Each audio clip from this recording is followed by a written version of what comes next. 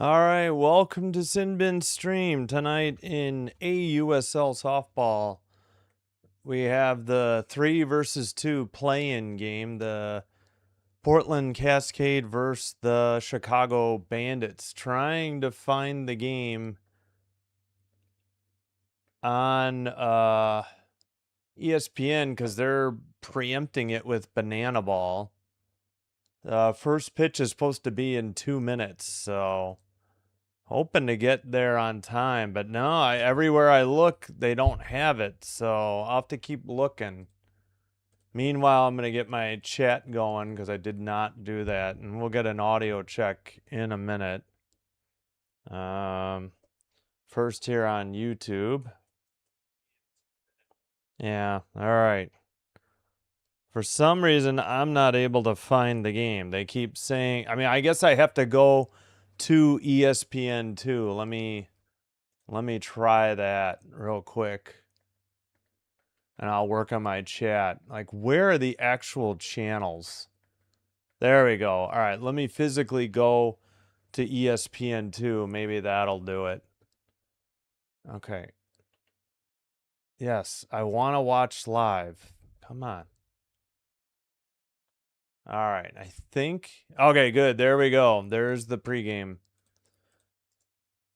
ESPN app makes it so difficult to find stuff. All right, real quick, screen's going to go blank while I put my chat in. All right, and hello, Eric. All right, it is working. Thank you for being here. All right, yeah, sorry, I have nothing ready. I just had to take a quick shower after watering the lawn and was not ready to go. Oh, Cascade are wearing that nice purple or whatever color, but I can never see that beforehand to know that that's the color of their jerseys. I tried my best to match the colors, but it's virtually impossible without knowing the actual color code. All right, we've got the scoreboards ready.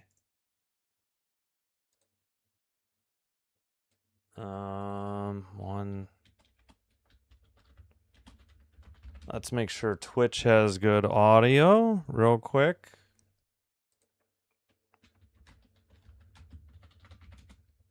All right. Again, their live stats leave a lot to be desired. All right, we're good on Twitch as well. All right, Bandits in white and in pinstripes. Did I not turn this down all the way? Oh, sorry.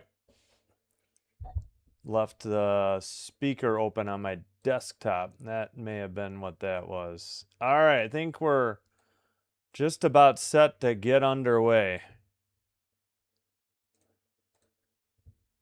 The boys. Oh, the Blue Jays. I know. All right, first pitch in there. Call to strike. We're underway. That is Corby Otis, the right fielder for the Cascade. Why is this not working? Second pitch, a ball, I think. 1-1. 68 on the pitch. Game is starting on ESPN2. All right, why are their live stats not working? It still says upcoming. All right, we're flying blind outside 2-1. Or just going by what ESPN has. All right. Chicago is the 2 seed. The Chicago Bandits and the Portland Cascade are the 3 seed. Grounder to third, up with it, over to first in time for out number 1. 5-3 on the ground out. Maybe not. Yeah, there we go. Now their live stats kicked in once the first out happened. All right, there we go. So the pitcher on the mound is Sandercock. She pitched the game I saw on Sunday, the last game of the regular season that they lost to the Talons, trying to get the 1 seed. First pitch is upstairs, 70. The hitter is Sacco Ferry, the left fielder.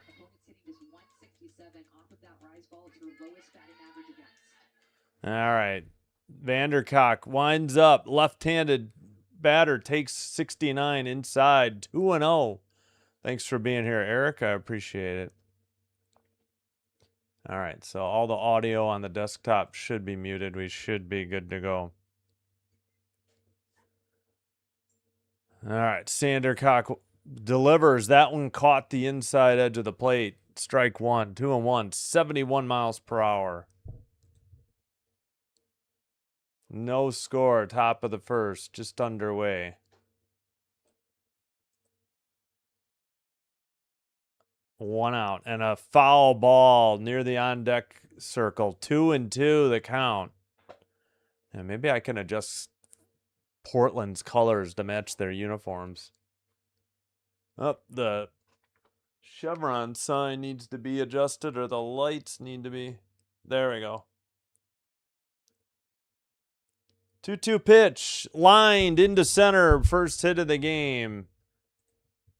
And that goes to the Portland Cascade, as in mountains. All right, runner at first, one out. That'll bring up Megan Grant, the third baseman, 5'10", out of San Bruno, California. No, it's on ESPN. I can't show it on YouTube. Foul down the right field line. Let's go, Cascade. You're rooting against my Chicago Bandits? That's fine. Nope, sorry, can't show it on YouTube. It would violate their terms of service. My channel would be deleted. It is starting on ESPN2. It should be on the ESPN app and eventually ESPN. As soon as Banana Ball wraps up, I think. There's a strike. 0-2. Quickly ahead of, let's see, Sacco Ferry got the single, the first hit of the game. And again, why don't they have the batter and the pitcher up? Why are their graphics so bad? In the dirt, ball gets away, runner doesn't advance. 69, 1-2 the count. 12 pitches for Sandercock.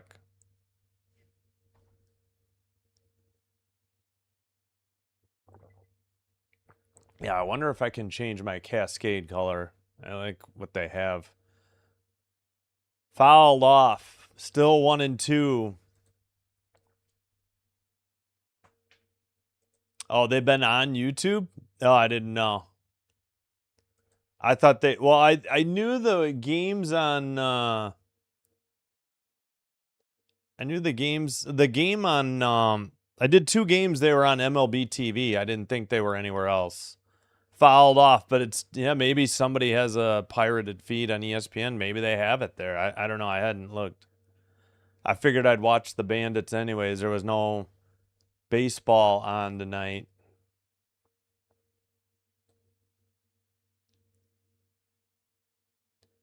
And the Jays played this afternoon. And WNBA is off because of the All-Star game weekend. Fouled off again. Yep, it says coverage continues on ESPN. So do I have to flip there? I'm wondering if they're going to cut away. I'll just go to the actual station. So we'll be on the main network on ESPN. 1-2 the count. Foul. Nope, that's going to be in play on the infield. First baseman has it for out number 2. Runner holds. 2 down in the top of the first. Grant popped out. Otis led off with a ground out to third. Sacco Ferry hit a single to center.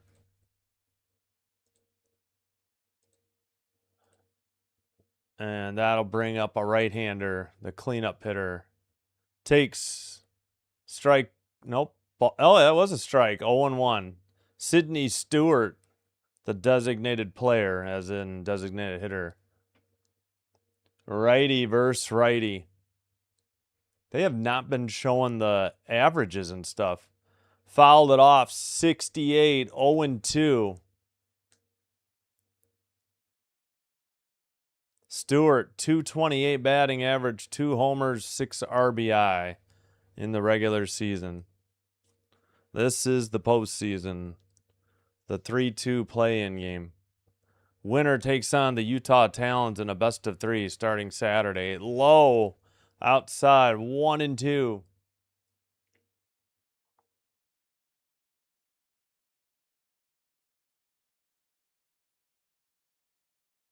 I was debating doing game 1, but since I can't do 2 or 3 if it's necessary, I don't know. Roped into left. Oh no, a diving stop was no good. Left fielder chasing after it. Cuts the throw off, and I assume the runner scored, but ESPN hasn't bothered to show or say. Yeah, all right, she scored. 1-0 Portland. I mean, zero camera coverage by ESPN. They never showed the runner scoring. I assume that's going for a hit. It one hopped and then hit the glove. And the Cascade get one in the top of the first off of Sandercock. They have the hit, but not the run. All right. Is the runner at second? Like, ESPN just did. No, she's at third. Why do they have 1-0? It is not 1-0. I think it's second and third. ESPN. Oh my God. Are you kidding me? They just have a runner at second, but according to the live stats, now they got to be wrong online because I saw the high fives. I think she did score. Oh, brother. Yeah, because she was getting high fives in the dugout. The count is 2-1 now. Oh, my gosh. This league and their live stats. All right, 1-0 Cascade. Runner at second. They gave there a double on that. I would have said single plus, I don't know, error or advance on throw. 3-1 Sandercock. What the heck? Yeah, it's 1-0. The AUSL website needs to update. Grounded to second, diving stop, no good. Runner rounding third and heading home, another single, and it's 2-0 Cascade. And no bueno here. Now they finally fixed it. Bad start for the Bandits. 2 runs on 3 hits already for the Cascade, still batting.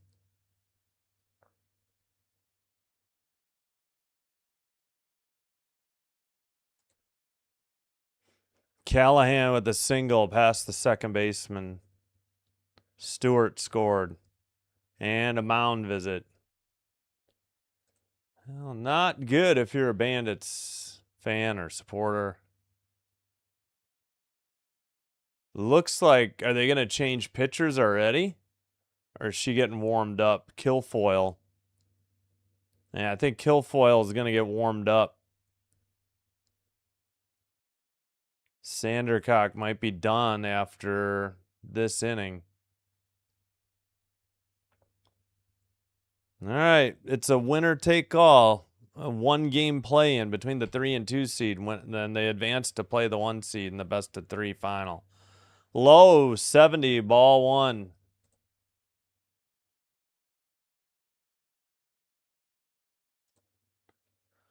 Kendra Falby, the hitter, left-hander. Sandercock delivers. Out. No, a strike. This is that guy who calls it really late. 70 miles per hour, 1-1 the count. 250 average, 1 homer, 9 RBI for Falby.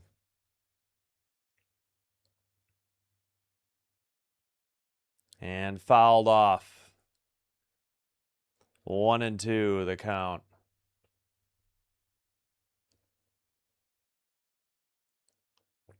Their numbers with 2 outs were vastly improved in July compared to June. 245 average versus like 161. Outside 70 evens the count. 2-2.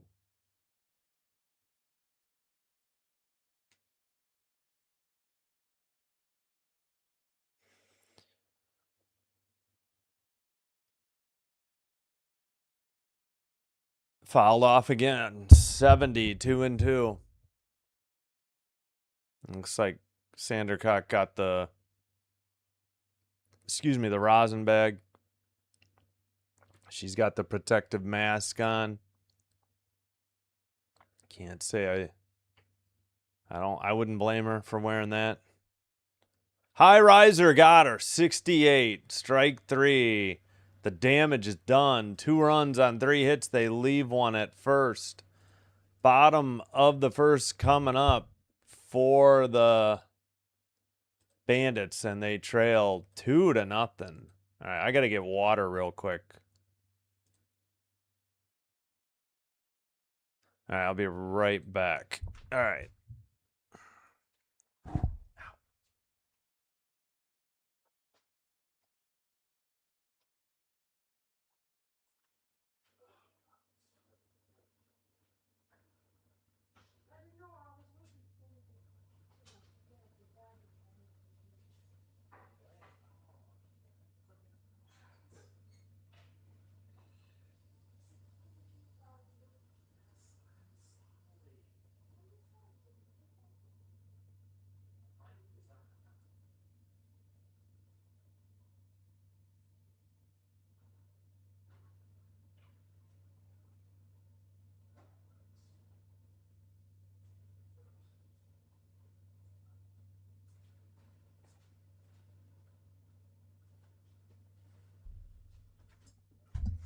All right, still at commercial.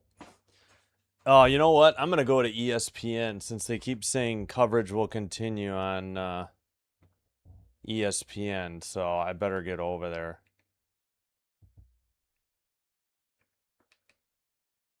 No, why does it say re-air? Oh my God, ESPN, you are terrible. I didn't mean to get out of the app either. Ugh. Why is this app so bad? Maybe I should have just stayed on there. I don't know. Oh, great. It already says re-air. Why would they say re-air?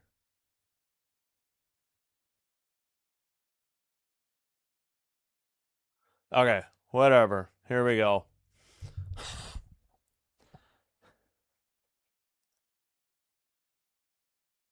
Hoover, the pitcher for the Cascade. Yeah, I need to change the Cascade color. That is not what they're wearing. Like a dark purple. I don't... Nope, that's not it. It's more of a blue. All right, in there, strike 1. Yeah, they changed their... Oh, no, they have it as red. I don't know if I can match their purple. Honestly, I'm trying. Yeah, it's too hard. I have no idea. I guess I should go back to the brick red. Yeah, we'll just go with that. All right, 0-2. The hitter is Skylar Wallace.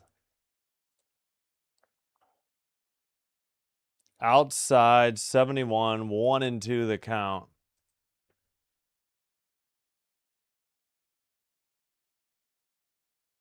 Why would they already show the thing as re-air? I don't understand why their app is so bad. Hoover on the mound again for Portland, the Cascade. Low and inside 71, evens the count 2-2.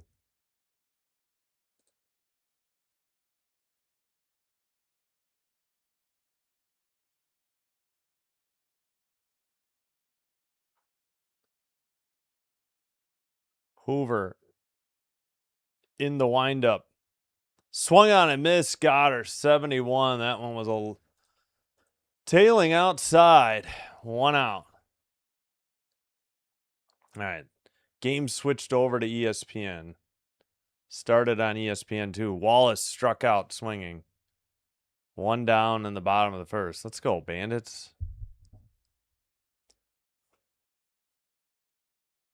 First pitch inside, 71, 1-0. Sammy Williams, the third baseman from Laguna Niguel, California. 427 average, 7 homers, 34 RBI. Hoover in the windup. Outside, 71, 2-0.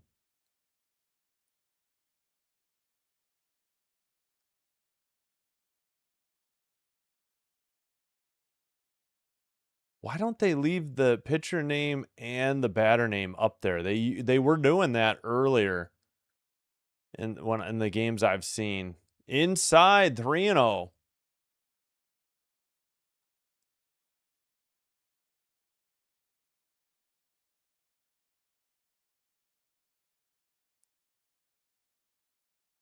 I was at the Bandits' third base coach, probably.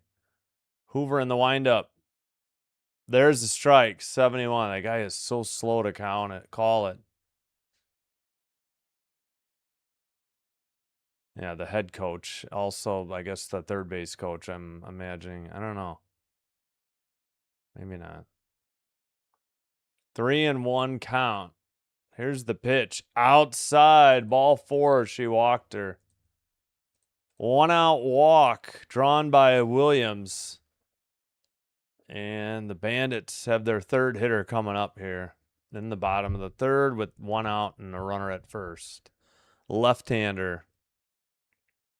Morgan Zirkle, center fielder from Milton, West Virginia. 333 average, 2 homers, 13 RBI. Zirkle slaps it foul, 71, 0-1.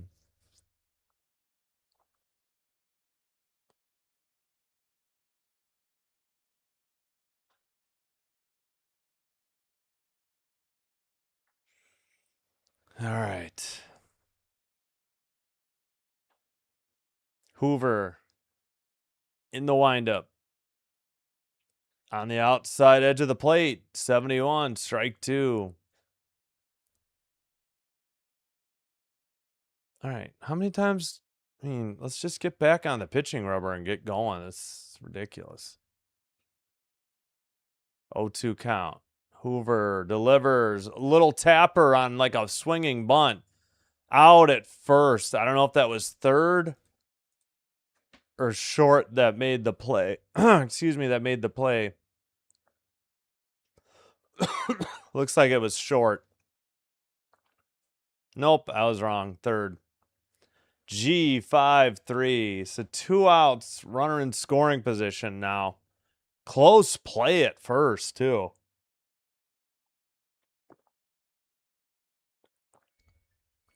All right. 2 outs, but a runner at second in scoring position. Cleanup hitter, lefty, outside. That was a strike. 0-1.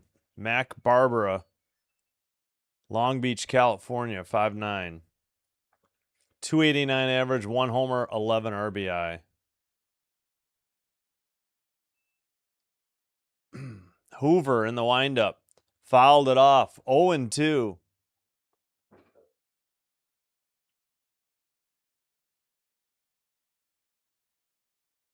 Yep. 3-game win streaks. Oh, the Rays' 3-game win streak was snapped. Yeah, and the Blue Jays' 4-game losing streak was snapped today.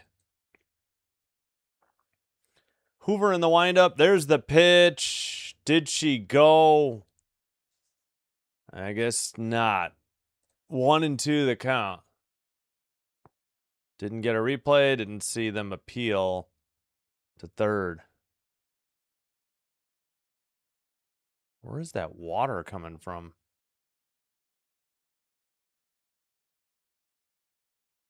Here's the pitch. Lined right at the first baseman who caught it for out number 3. What a play at first. Forgot their first baseman. That'll do it. No runs, no hits. They got a walk and left the runner at second. We head to the top of the second. Cascade coming to bat. Already leading 2-0.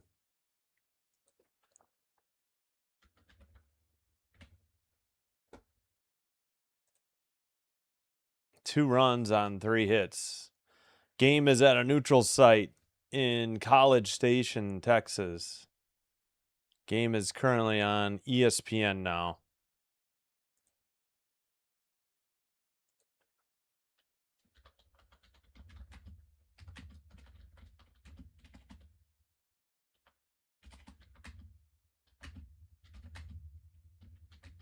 Seven-inning game.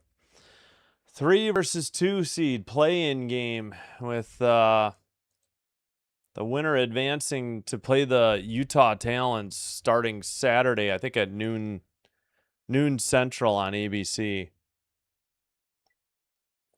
And a best of 3. So game 1 Saturday, game 2 Sunday. I think that one's later, like at 1. And then if necessary, game 3 on Monday night.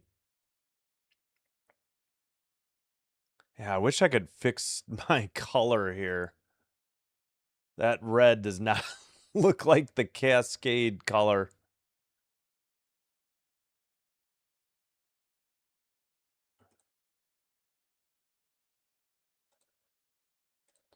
I don't know. I don't know what color to make them.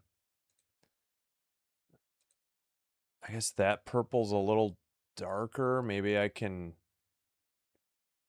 Is that more like their purple? I don't know. Maybe? I guess that's it. We'll go with that, I guess. Could make the letters black. No, we'll go with that because, I don't know, that red, I can't seem to match the brick red or whatever that is. And my Bandits color, I think, is off too. All right.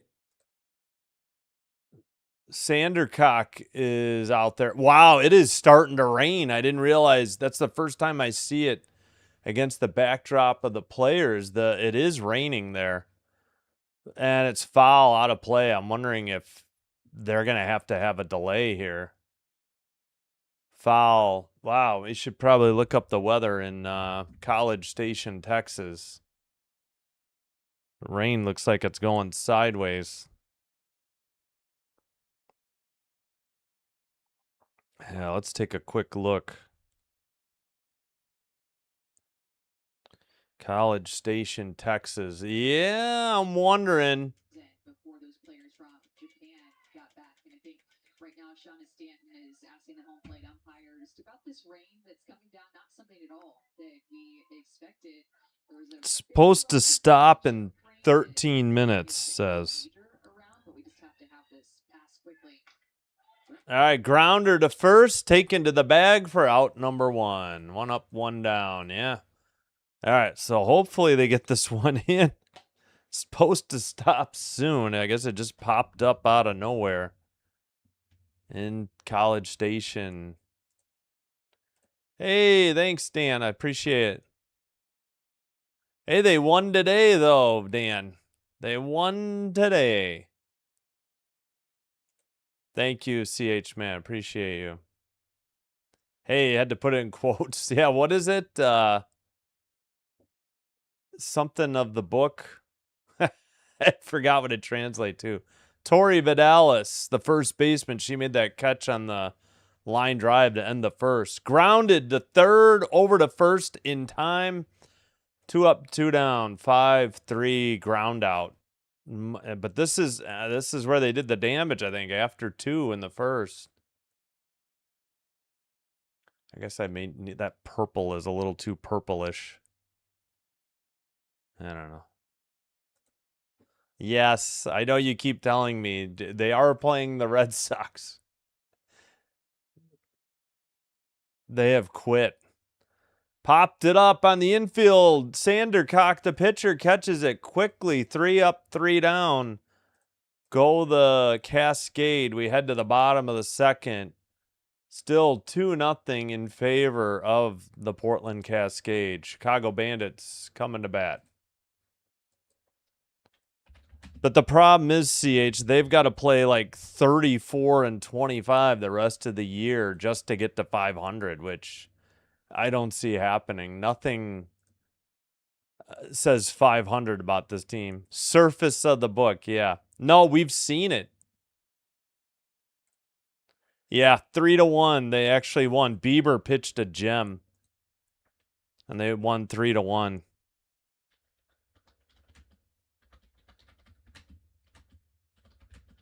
He pitched 7 innings, gave up 1 run. Then a scoreless 8th by Rogers and Varlin.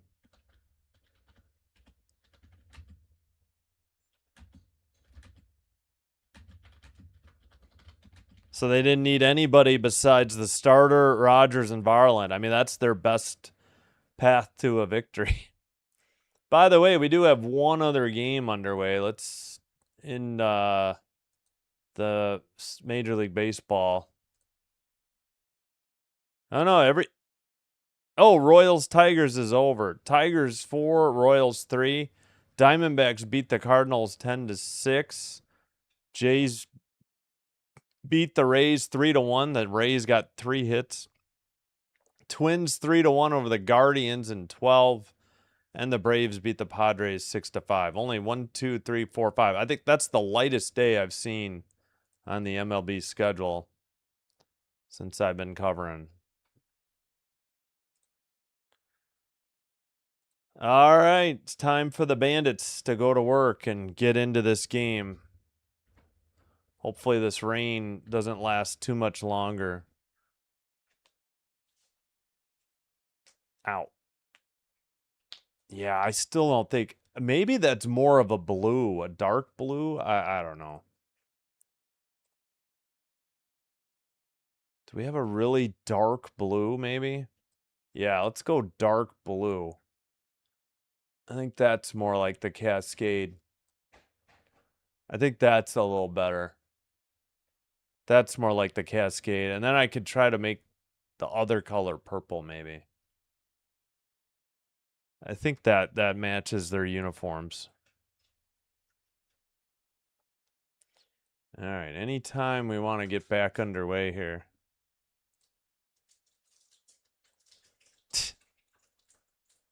Yeah. I think not many extra base hits. Oh, great. We get the side-by-side again because they got to interview the first baseman, Torrey Vidalis, while the game's going on. Strike 1, 69, 0-1. I watching this team every day, CH, man, doesn't lead me to believe they're capable. I couldn't even tell you their longest winning streak this year. Fouled off, out of play, into the stands for strike 2. Yeah, I think that's closer to... They have like a light blue for their numbers. I could do that. I don't know if I could match it, though. All right. Hoover in the windup. Fouled off. Yeah, I don't even know who the hitter is because they're doing this. 0-2. Yeah, well, it's also... But they did this for MLB Network, too. But ESPN's not putting the pitcher's name and batter's name under their score bug either. Outside. And I hate it when hockey does it too. They do it for WNBA too. It drives me crazy. I hate it so much. So David's, let's see. This is the first batter. Yeah, fouled off. 70, 1-2. I would like to know who's hitting. All right. I think the interview with Vidalis is over, I hope. No, it isn't. Can we just go to one shot? We don't need to see her. Oh, for God's sakes. Hoover delivers. Liner into left, sliding catch is made. Robbed a single or extra bases. Sacco Ferry on the catch. Bandits can't catch a break. Yep, exactly. It's so silly. It's just nonsense that they can't just deliver. They feel like it's like they assume everybody has ADHD and you just got to be inundated with everything. You don't, though. Erickson on the line out. I wouldn't call that a fly. I'd say that's a line out. 23 pitches for now 24. Oh, great. Now we get an interview with Johnny Vidalis, Tori Vidalis's dad in the stands. 1-0 the count. I don't care. Where was that? Strike. This ump is so slow to call it. So I guess we're just going to interview this entire half inning. 1-1.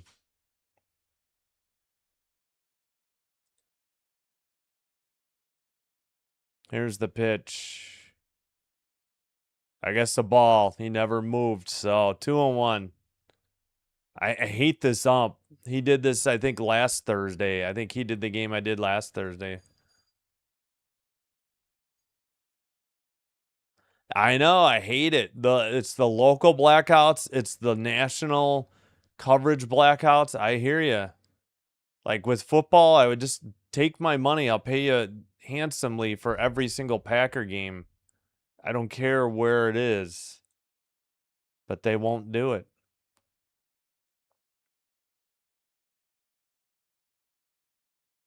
Swung on and missed. Strike 2. All right. Vidalis, that was only strike 2, not 3.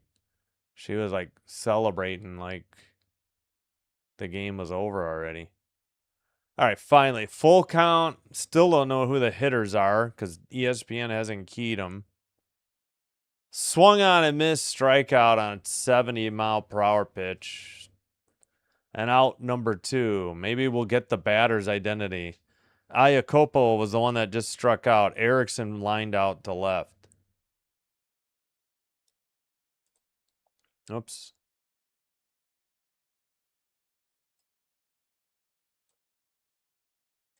Did anybody vote in the poll? I got to check that.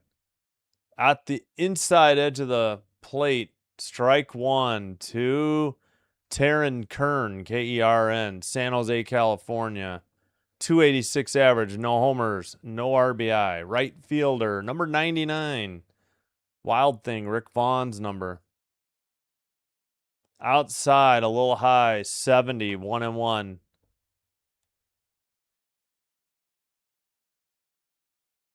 What? That's nuts. I remember you telling me which ones were all blacked out. I didn't know the Devil Rays were too, or the Rays. All right, 1-1. Hoover pitches low, 70, ball 2. Bandits need base runners. Looks like the rain, I think, already stopped too. So that's good news. Yeah, because Hoover takes her time kicking dirt behind the pitching rubber, in front of the pitching rubber. Now she's got the rosin. Anytime. Finally. Okay, what are we doing? Do they have a pitch clock? I think they do. They're just not showing it. Here's the pitch. Inside 70, 3-1. Yeah, fortunately, I guess I only have to pay for the Cubs or the Sox. I didn't bother with the Sox when they played the Jays because there was only one game.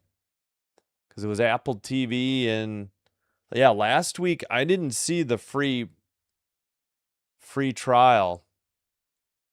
Inside, ball 4, 70. She walked her. Second walk issued by Hoover. That's all the Bandits have gotten tonight. Yeah, it got worse this year because they put a ton of games on USA. And the problem with USA is it's USA exclusive. Normally, USA stuff streams on Peacock. For some reason, Peacock doesn't. And by the way, Peacock does have some games. Squares to bunt and couldn't pull back in time. Strike one. Bella Dayton, the hitter, left fielder, 321 average, no homers, no RBI. So I don't know how many games they've played. All right, these inactive players up in the press box are sweets. Another bunt and miss, I guess. 0-2. Oh no, they're showing the Talons, who are probably watching the game in the stands. Because, yeah, I'm wondering if the finals are in College Station. Outside, 71, ball one. I don't need to see the Talons anymore, by the way. Could we focus on the two teams on? Kern drew the 2-out walk for the Bandits. Runner at first, 1-2 count. Outside, did she go? No, says the third base ump. Looked like another bunt and miss. And the rain has returned. Yeah, it's coming down again. 2-2. Wow, I really thought she went. I'm shocked they didn't call that. Yeah, it is like coming down sideways, too. There's a heck of a wind with it. And hopefully it's over quickly. Yeah, this is where Texas A&M plays their softball. Fouled it off, 71 into the stands, third base line, third base side, 2-2. Yeah, it's coming down heavier this time. That checked. It was supposed to be over in less than 15 minutes, but it's back.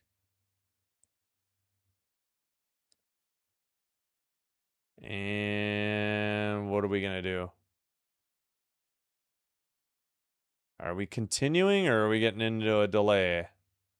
No, we're continuing. Hoover winds up down the third base line and caught in foul territory by Sacco Ferry for out number 3. They get no runs. They get no hits. They left one on the walk again. Top of the third coming up, weather permitting. And the Portland Cascade will be back at it. They lead 2-0.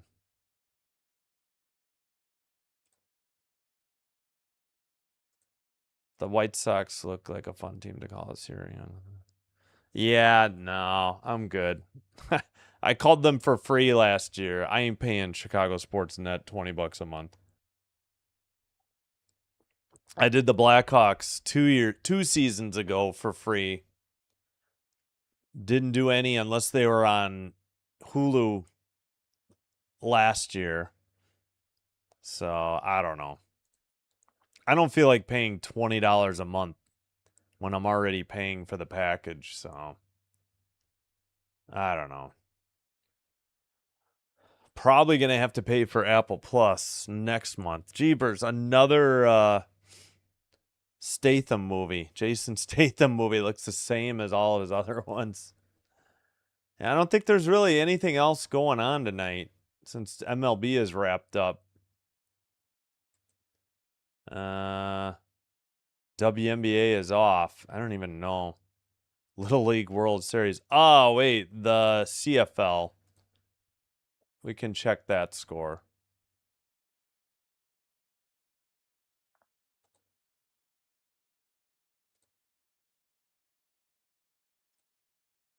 Edmonton Elks 7. Saskatchewan Roughriders 7. End of the first quarter. Roughriders ball. There we go. Update.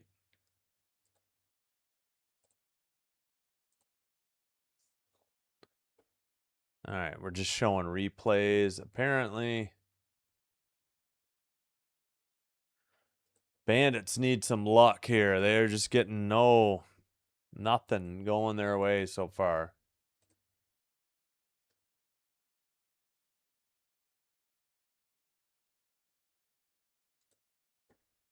All right, top of the third. Sandercock still on the mound. 35 pitches. Foul bunt. 69 back. Corby Otis leadoff hitter, 0 for 1 tonight. 295 average, 5 homers, 18 RBI. The right fielder for the Cascade.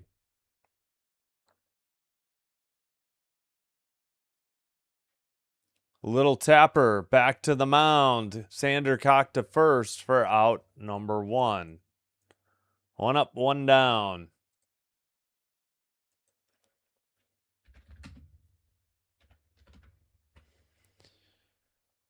Let's see. 2 runs in the first by Portland. That's been it so far. That was Otis on the ground out. Sandercock delivers. Bunted foul, 70, 0-1. Now they'll tell you who's batting after the first pitch. I don't know why they do this. Looks like it's the left fielder. I just forgot her name. This is insane. Yep. Sierra Sacco Ferry. 1 for 1 tonight. 298 average on the season. Outside edge of the plate, 70, strike 2.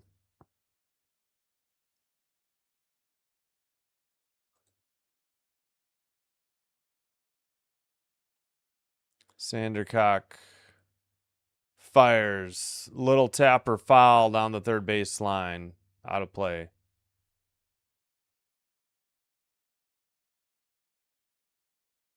All right, come on. Get back in the batter's box. Get back on the pitching rubber. Pretty sure they have a pitch clock. They're just not showing it.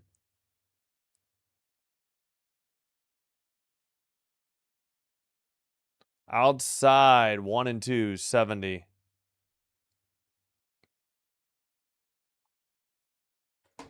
Oops.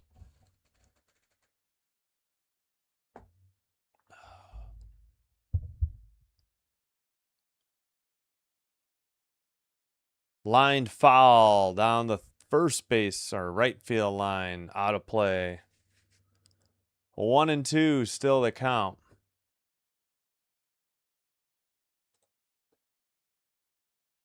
All right, hope you're enjoying the live stream. If so, do me a favor, hit the thumbs up or the like button on the video. See, we got 8 likes. Thank you so much.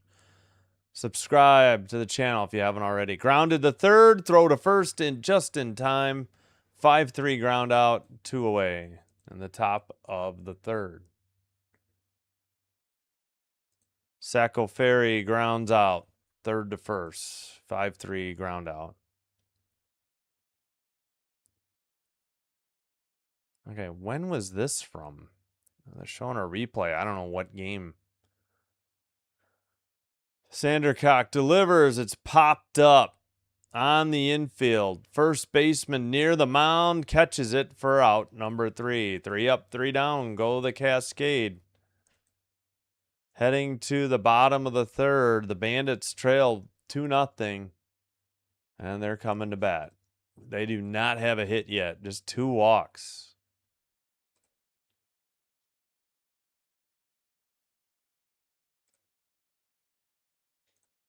All right. Underway in the second quarter. Rough Riders just took the lead 14-7 over the Elks. 12:43 now to go in the second quarter.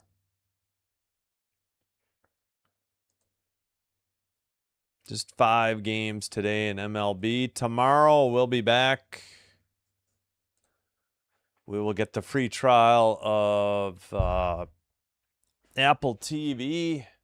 Blue Jays, Red Sox, 6:10. Saturday, 3:10. Sunday, 12:35 from Boston. I don't know if I can really add anything. I really don't want to do the WNBA All-Star Game Saturday night. Could do Game 1 of AUSL, but Jays play at the same time for Game 2 and 3, unfortunately. Monday, we'll have Mariners Rangers. I think that's a Game 4 of a 4-game set, Friday through Monday. And then we'll have Jays Nationals 5:45. Then Jays Nationals Tuesday, and then we return with the first night back at WNBA Liberty Sparks at 9, New York and LA.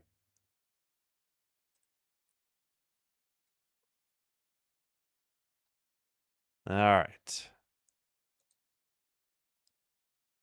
I think we're about ready. I don't know what the delay is here. Oh, just focus on the game. I don't need all this other garbage. I don't know what we're showing.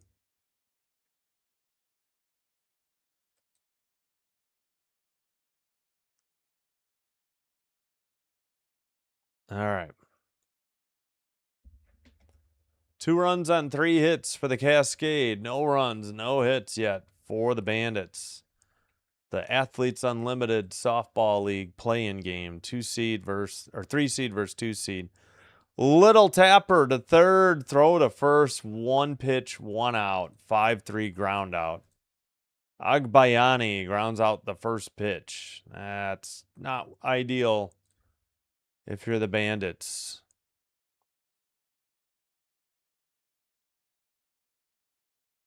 And the Cascade have struggled against the Bandits. They've fared pitching-wise. They've done much better against the rest of the league, but Bandits in a funk here. Outside, 69, ball 1. Agbayani grounded out. That brings up Skylar Wallace. 500 batting average, 6 homers, 17 RBI. Top of the order. Righty versus lefty. Hoover delivers. Inside edge of the plate, 71. Strike 1, 1-1.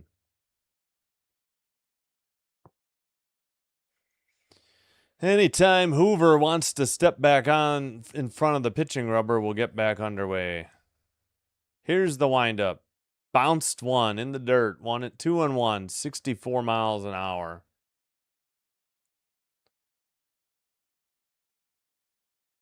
Come on, Bandits. We need base runners. Rain has stopped again, by the way, in case I didn't mention that. Foul down the third, right or left field line. Sliding or diving attempt made, but it's just a long strike.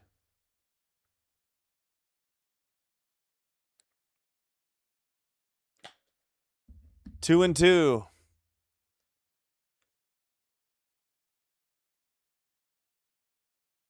Oh, please. Let's not do split screen anymore, please. All right. Hoover in the windup. Here's the pitch. Outside. Full count. 3-2. Only 1 out for the Bandits. Got to get somebody on here. Oh my gosh. I don't remember the other games being this slow and deliberate. I mean, we're already we're past 50 minutes. Inside. Oh, come on. She did not swing. Ball 4, right? Or did they say a strike? No, that's ball 4. I couldn't figure out what that ump called. All right. Third walk of the game. Bandits have had 1 walk in each inning, but haven't done much of anything with it. Williams, the hitter. Yeah, they definitely have a pitch clock. So I don't know how Hoover gets away with stepping off the pitching rubber every time. They just don't show the clock. That's a strike. 71. 0-1. Bandits have a runner at first with 1 out. Sammy Williams had a walk. 427 average. 7 homers. 34 RBI. Bandits need another hit or a walk. Hoover delivers. Outside edge of the plate. 70. Strike 2. Come on, Bandits.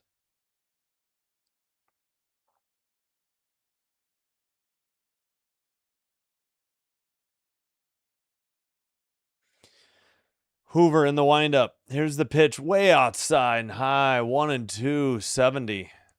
50 pitches for Hoover.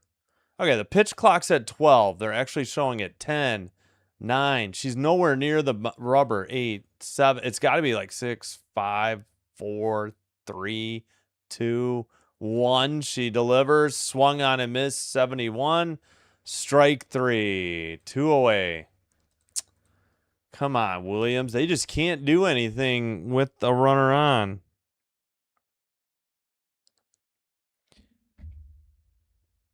All right, why are we... This player isn't at bat. Why are we showing her numbers from last year to this year? Oh, hit of the year and MVP last year. Kofel? Aaron Kofel? I don't remember seeing her this year. Throw to second in time. Stolen... Caught stealing, I mean. Out number 3. No runs, no hits, a walk, but none left on the caught stealing. We've played 3. Cascade already lead 2-0. They're coming to bat in the top of the 4th. Yeah, unless they appeal. She looked like she was coming up on the bag, but I don't know if her cleat had made contact. All right.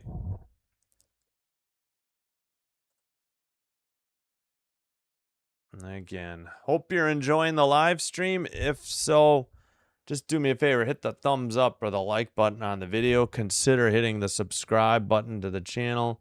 Doing one or both does help to get the channel recommended to other viewers. This will help me grow the channel. I thank you for your support. If you happen to have a Twitch account, please follow Sinbin Stream there as well. It is the same live stream, but it is faster and it is commercial free. Yeah, I think I should get some more water as well.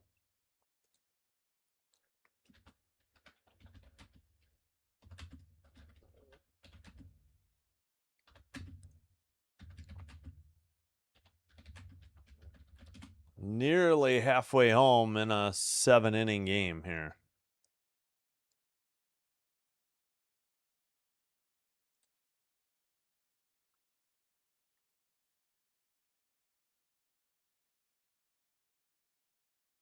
All right, well, we'll stick with the Jays for now. We'll see how they do. People keep watching, so they're not sick of it yet, or they're not done with the team.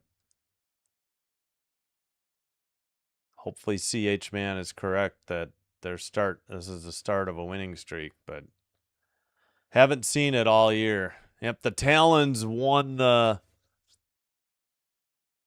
AUSL league last year. I forgot who they beat. I'm wondering if it was, in fact, the Bandits. No, looks like, I don't know. They're just showing highlights, but could we focus on the teams that are playing tonight? Yeah, I don't know. I'd have to look up who they beat last year. Yep, game 1, 1 Eastern on ABC on Saturday. Talons versus the winner of this game.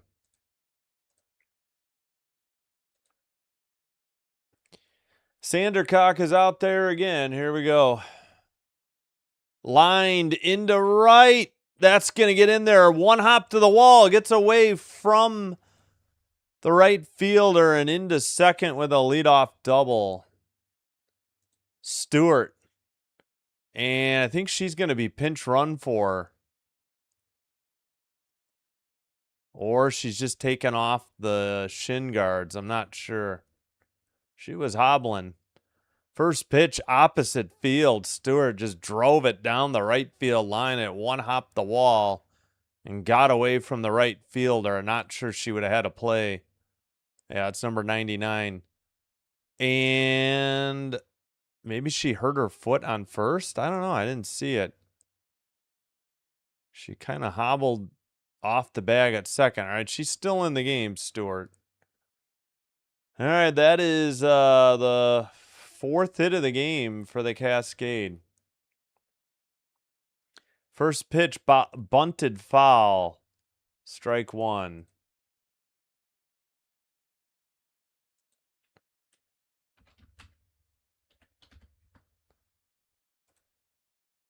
All right, 0-1 the count.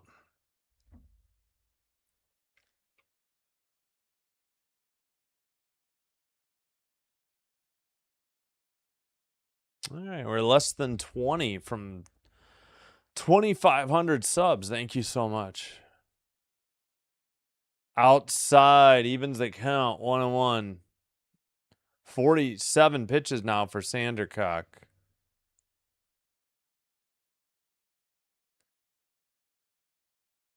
Portland's the youngest of the 3 playoff teams. 25.6 for the Talons, 25.2 for the Bandits, and 24, maybe 0.3, I think, for the Cascade. 6 teams in the league this year. The top 3 advanced to the playoffs. This is the 3-2 play-in game. Swung on and missed. Got her 67. Strike 1. Cahalan out. Swinging.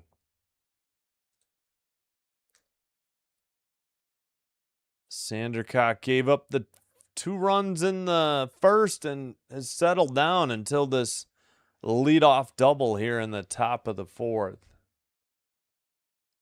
Ooh, I thought that was outside. Caught the plate. 69 for strike 1. Yeah, Cascade do have kind of a cool logo, though. That C with the mountain. All right. Fouled off. Strike 2. 69. Stewart double. Cahalan struck out. Falby, the hitter now, batting 6, 0 for 1 with a strikeout, 250 average on the season, 1 homer, 9 RBI.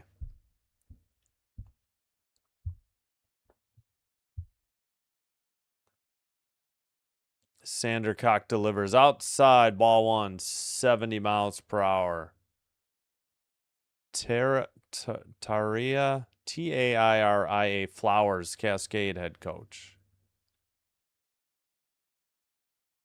Yeah, I like their blue or better than that brick red. Foul down the third base line and out of play into left field corner. Almost looked like a bunt by Falby.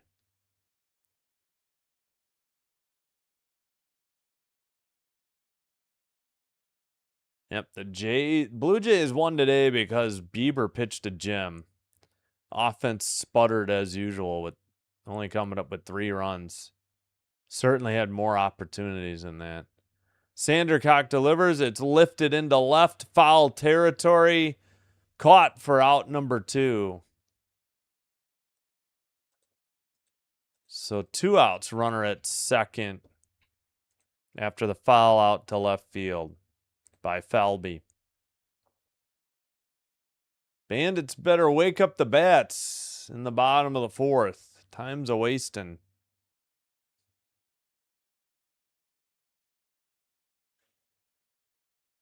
All right, runner at second. Here's the pitch. High riser, 67, 1-0. Stewart still sitting at second after that leadoff double. Sis Bates, 262 average, no homers, 2 RBI, 0 for 1 tonight. Takes, oh, that's a strike on the outside edge of the plate. Don't think she liked it. 70. Late call, as always, by the umpire. This guy, I don't know, this guy did last Thursday's game. He's slow and deliberate on his strike calls. Sandercock delivers, swung on and missed, 70, a high riser. Couldn't catch up to it, 1-2.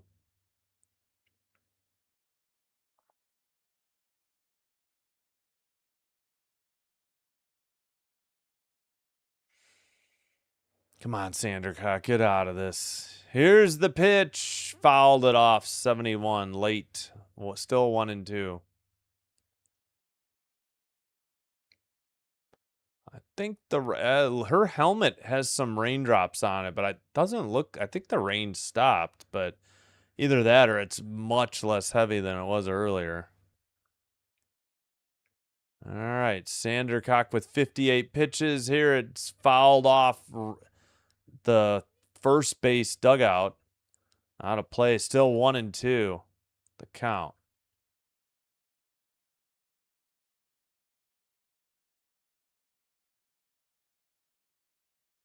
All right.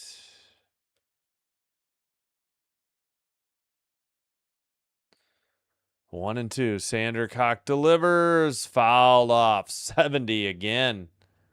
Battle going on here. Sandercock will get the Rosenbag. 60 pitches for her. So we look at, I think Agbayani at first. We've seen like 3 different fielders, 2 infielders and a outfielder.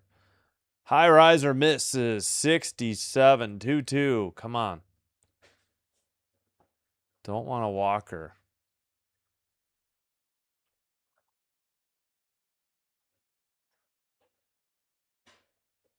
2-2 pitch with 2 outs, but a runner in scoring position at second. Grounded foul. Past the first base coach down the line, out of play. Tough battle going on between Sandercock and the hitter for the Portland Cascade. I hate that Portland uses PDX, their airport code. I prefer POR for Portland. Fouled off again, 71. How many pitches has this been?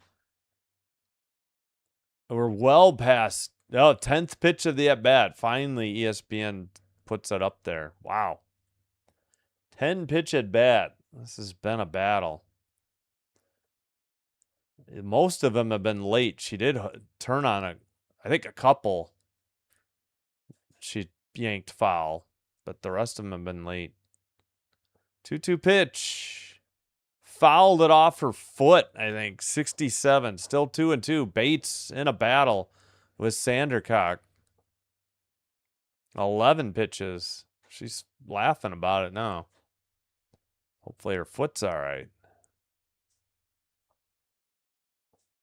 Sandercock with 64 pitches already.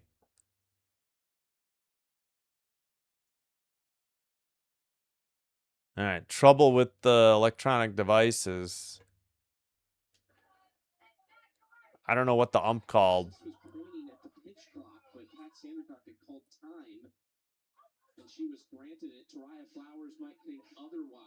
Taraya Flowers. Okay, that's how you say her first name. So some dispute. Sandercock called time. I guess Flowers, the manager, wanted to know if it was in time before the pitch clock had expired. All right. Back underway. Here's the pitch. Upstairs. 3-2. 68. 12th pitch of the at-bat. Runner at second. 2 down. Portland already up 2-0 on Chicago. Looking for more in the top of the 4th. Sandercock delivers. Fouled off. 70. Still 2-2. Sandercock gets the rosin bag. Still waiting. 66 pitches already. Heck of a battle going on here in the 13th pitch of the at-bat here in the top of the 4th with 2 down and a runner at second.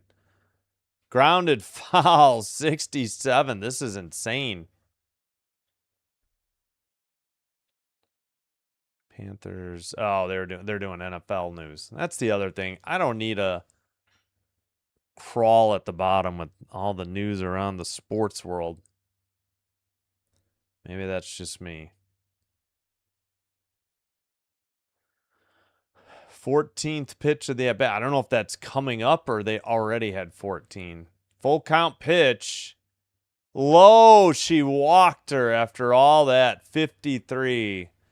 What a battle. All right. First and second. 2 outs. That'll bring up Vidalis, the first baseman. The right-hander. 0 for 1 tonight. 186 average. I missed the rest. She's 8th in the lineup. That was a long at-bat by Bates, and she drew the walk. Inside, edge of the plate, 70, strike 1. 8, 9, 10, 11, 12, 13, 14. Okay, so ESPN was saying the one coming up was the 14th pitch. 14 pitch at bat. Pitch 70 is fouled off early, out of play. 0-2 down the third base side. 70-mile-per-hour pitch. 0-2 to what's her name again? Vidalis?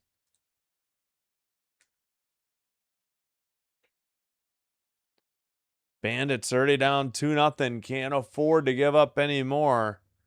as Hoover's pitching a gem for the Cascade. Lined into right. Rounding third. Heading home. Throw is late. And it's 3-0 Cascade. Thanks to Vidalis. 2 out RBI single. Oh boy, that's going to be tough to come back from. Things not looking good if you're a Bandits fan here. Third run. First since the first inning. Wait, what just... Oh, yeah. On their 5th hit of the game. Man, Vidalis not even hitting 200. Delivered opposite field. Oh, the runner took third, it looks like. First and third, 2 outs.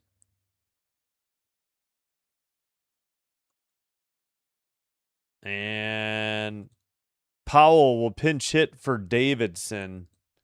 First and third, 2 outs.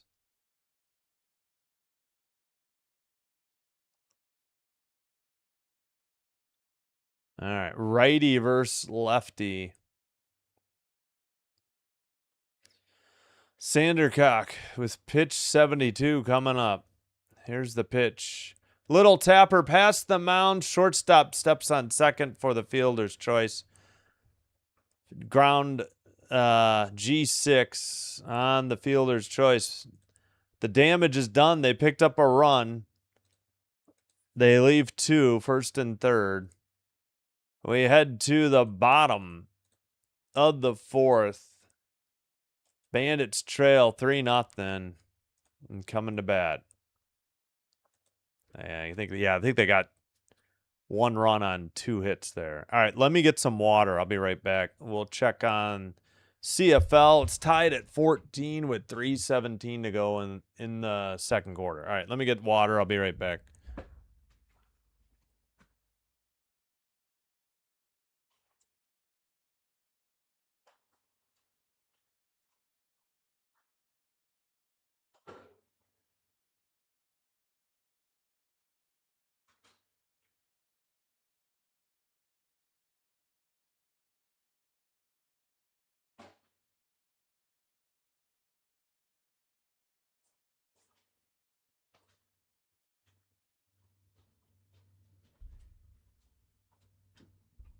Okay, we are back. Ooh. Still plenty of time on the commercial break as well, too. All right. 14 all in the CFL.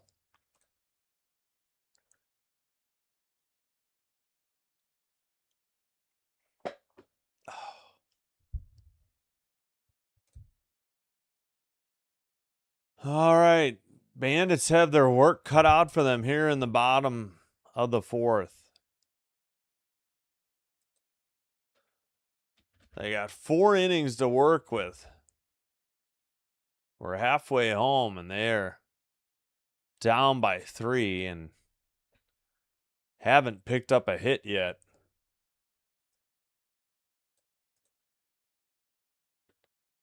All right, I don't know what the sideline reporter is reporting on. Anytime the infield and Hoover wants to get going here.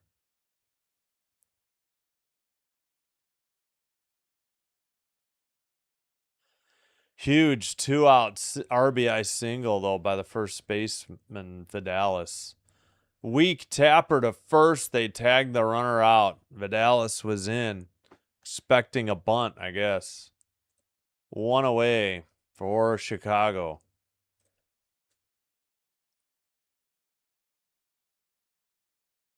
And Hoover will kick away at the dirt on the mound. Well, it's not a mound, just inside the pitching circle. Mac Barbara 0 for 1, the cleanup hitter. Righty versus lefty. Hoover delivers, fouled it off, 69, 0-1.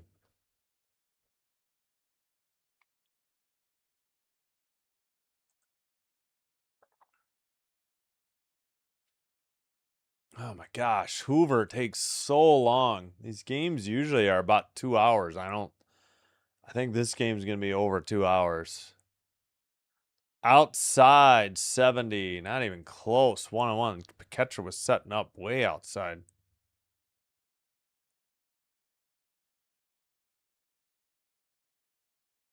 All right. 1-1. Hoover delivers. Bounced one in the dirt. 61. 2-1.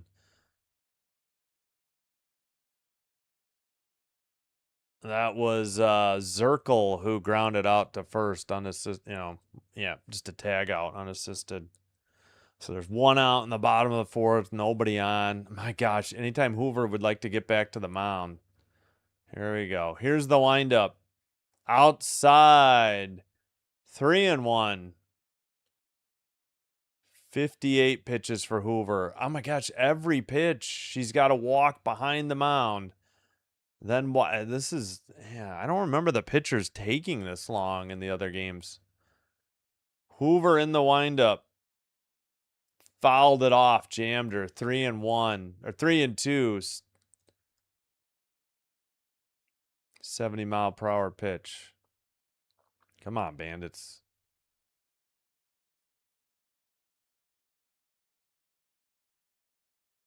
Hoover gets the rosin bag.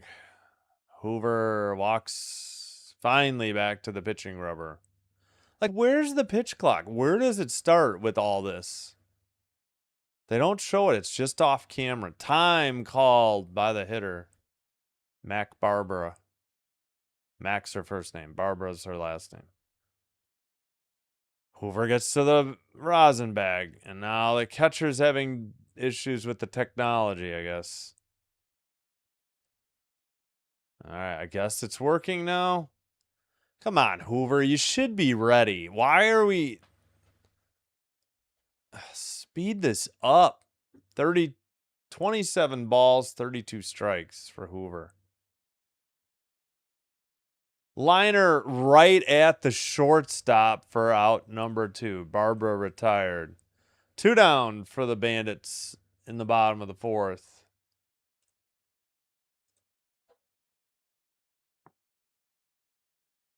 All right.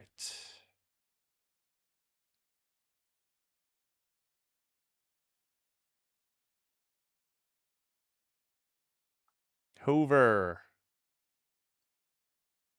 in the windup. Outside 69. Had to wait. The guy is so slow and deliberate. You never know what he's going to call. Jocelyn Erickson 0 for 1 tonight. Batting fifth. 242 average. 1 homer, 11 RBI.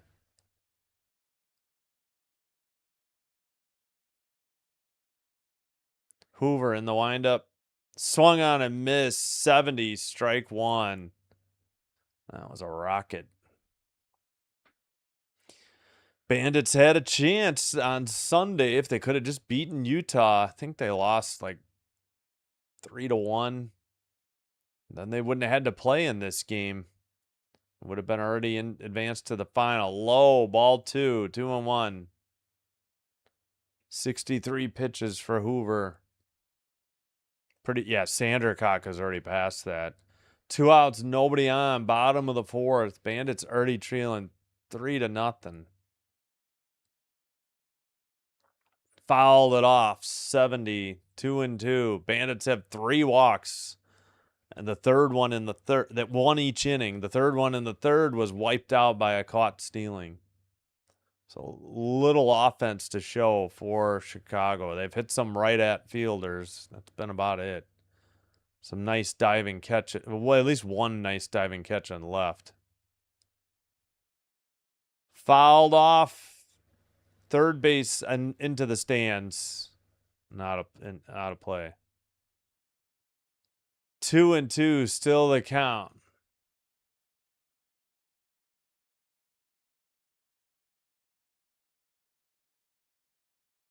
Yeah, that ball ricocheted off a bunch of seats. Dad made a nice catch eventually. Hoover with a 2-2 count delivers. It's fouled off again into the stands, off the screen.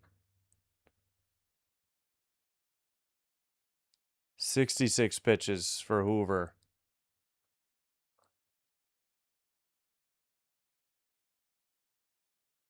Oh, God, she's got to walk behind the mound. Like, where's the pitch clock? How long does this take? 2-2 pitch.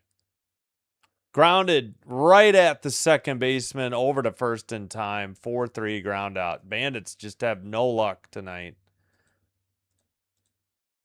Hoover pitching a gem. Top of the fifth coming up. We've played 4. Cascade already lead 3-0 on 5 hits. They're looking to add to that, as we have finished 4 innings. No hitter for Hoover through 4.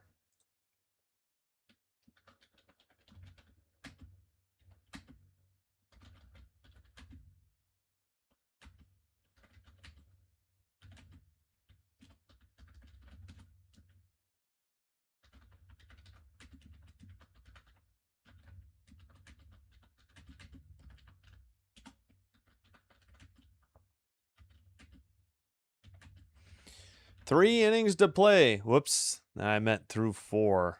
Let me delete that.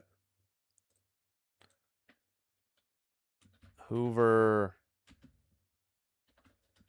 Portland with no hitter through 4 innings. Typo. I had put 3. We got 3 innings to play.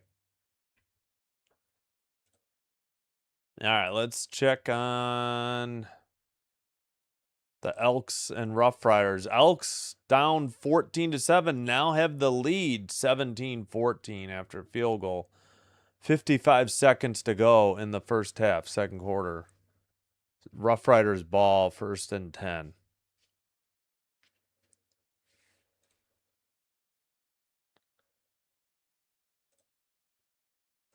All right, just about ready to go. I think we got a relief pitcher in. That is not Sandercock. It's Kilfoyle for the... Yep, Kilfoyle in for Sandercock here in the 4th inning. 6-0 record, 1.95 ERA, 43 innings pitched, 6 walks, 16 strikeouts. Number 8 for the Bandits.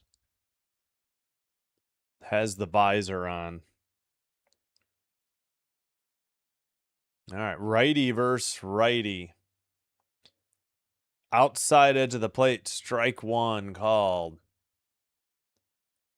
All right, who's the hitter, ESPN? Or AUSL, whoever's running the show here. Nope, they're not going to say. Little tapper right back to the Kilfoyle, the pitcher, over to first in time. 1-3 ground out. Otis is retired. 1 down in the top of the 5th. Sandercock packing up her gear. Her night is done.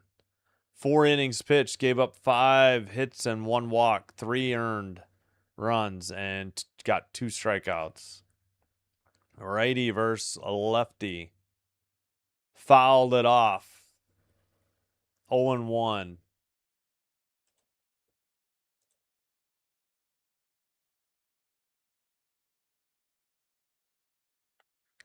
Oh yeah, I should be looking here. Sacco Ferry, the batter. I don't know why I forgot to check there. They're usually quicker about putting it up and leaving it up there too, but 0-1 now, 1-1, a little high, 68. Evens account, 1-1.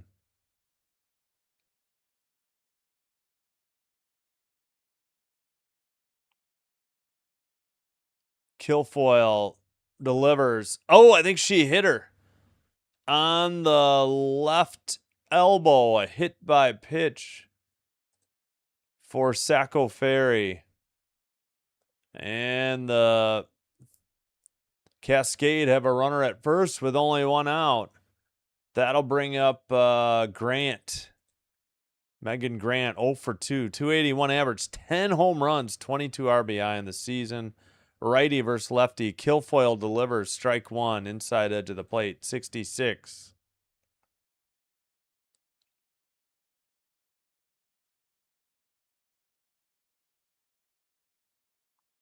All right. 0-1 pitch. Kilfoyle delivers outside. No, they call it a strike. Outside edge of the plate, 68. Catcher set up so far outside. I didn't think there was any way this was a strike. That wasn't even close. Yeah, that was a terrible call by the ump. That was the same pitch. That's a ball. 69, 1-2. Weird. 42 home runs, a Division I record when she was at UCLA earlier this year. Wow. Jammed her, popped it up on the infield. Third baseman takes it behind the what is the mound area for out number 2. So 2 outs, runner at first on a hit by pitch in the top of the 5th. Cascade are already up 3-0. Stewart, who had a double, I think she scored the 3rd run, fouls one off. Out of play, 0-1. Turned on it early.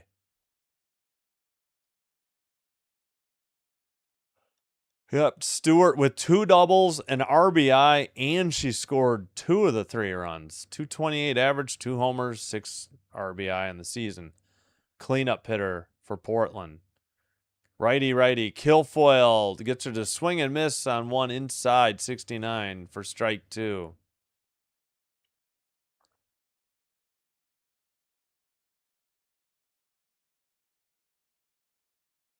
All right.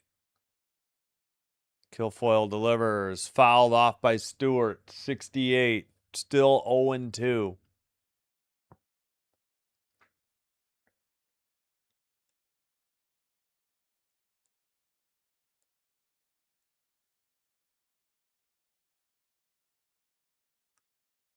All right.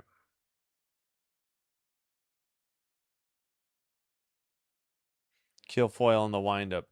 Lined into center. That gets over the shortstop. A single, and the runner stops at second. 2 on, 2 out. Hit number 6 for Portland. Chicago has no hits here in the top of the 5th with 2 down. Reached out, hit it on the end of the bat, just flipped it over the shortstop and into center field. Stewart is at first. Yeah, they can't lead off, I think, until the pitch is released. Yeah. Liner at third and caught in foul territory for out number 3. No runs. 1 hit. They leave 2 because of the hit batsman and the single. And we head to the bottom of the 5th. Bandits come to bat. Trailing 3-0. Cahalan fouled out the 3rd to end the top of the 5th.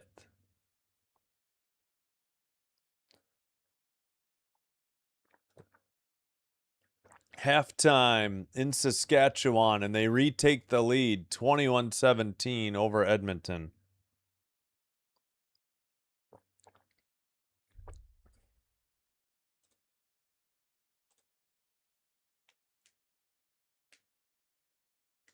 Ow. All right. Oh, yeah, I need to clean my glasses. And Roos, Roose, will pinch hit for Iakopo, Iakopo, when we resume in the bottom of the 5th. Excuse me.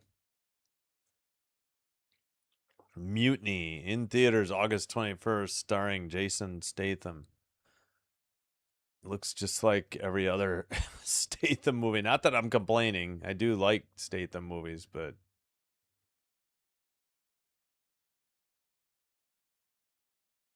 all right, Hoover on the mound. She's got a no-hitter through 4. Still warming up, apparently. Carly Hoover, the Portland Cascade. I just can't get this back support comfortable.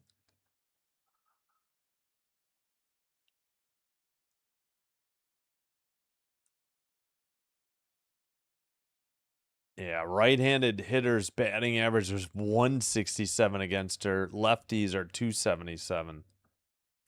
0 for 6 left-handers tonight. 0 for 4 right-handers tonight. Wait, how can 10 outs? Oh, the caught stealing, but that's only 11 outs. What happened to the other out? 0-1, strike one in there. Again, Roos the hitter.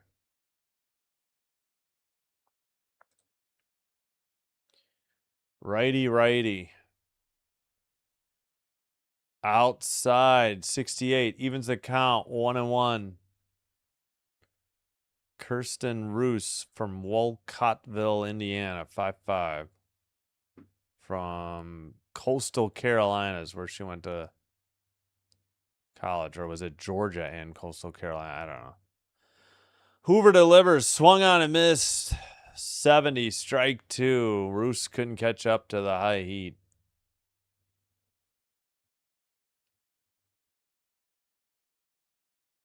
Anytime Hoover wants to get back, and there we go. 2 seconds on the pitch clock. One delivers outside, 69. Evens the count, 2-2.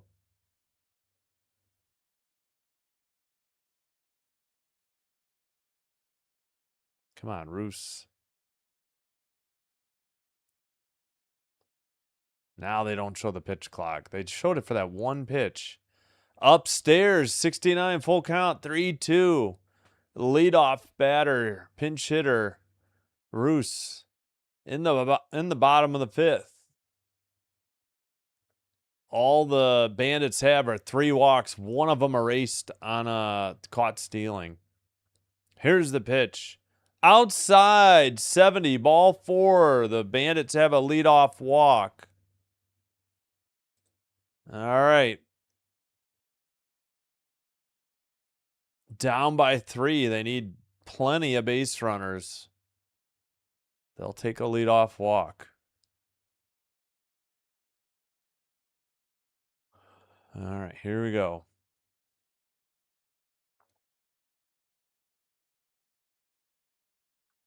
Hoover. It's in there for a strike. Inside edge of the plate, 69. The hitter is Kern, the right fielder. 74 pitches for Hoover. Still no hits for Chicago. Portland already leading 3-0. Hoover delivers outside, 69, 1-1.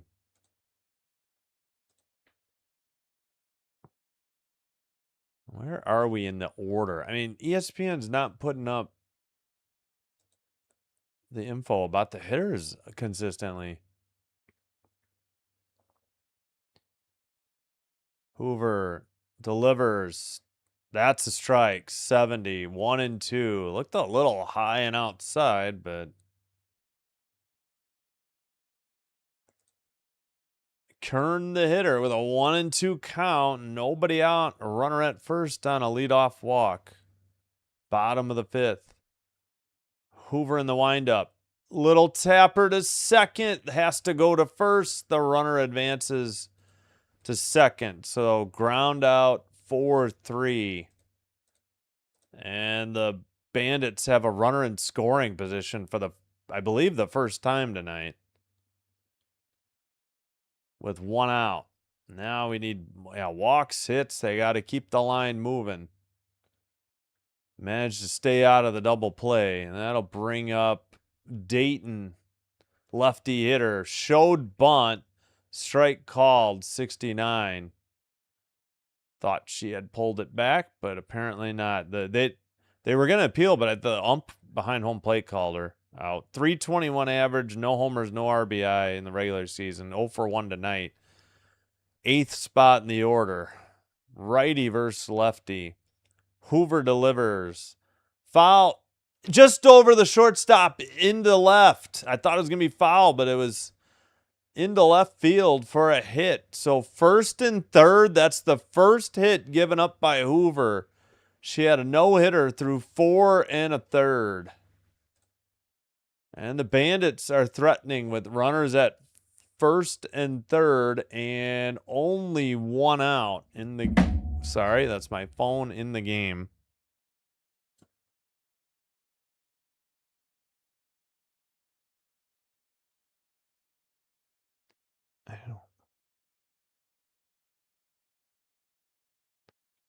I have to look after the game. Shows bunt, but takes a strike. 70, I think, yeah.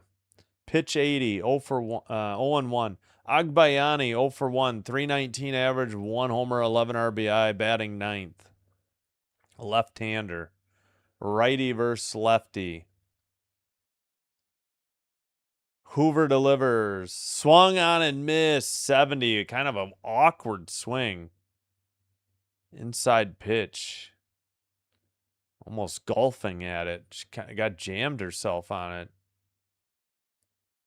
0-2 the count.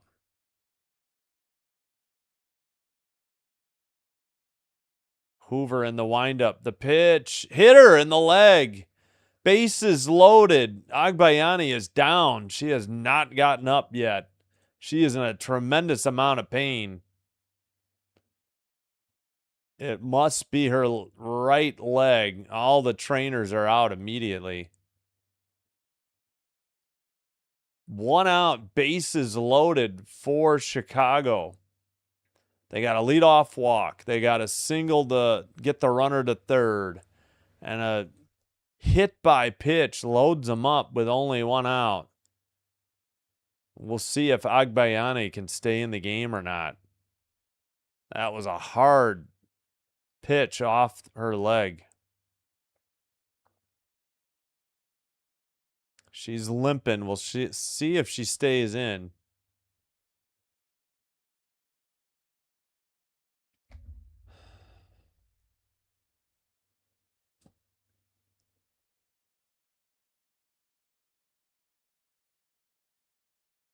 Oh, it was her left knee that took it.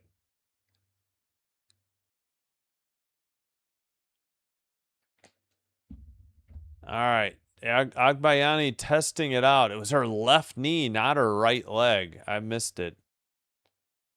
Maybe luckily just above the knee.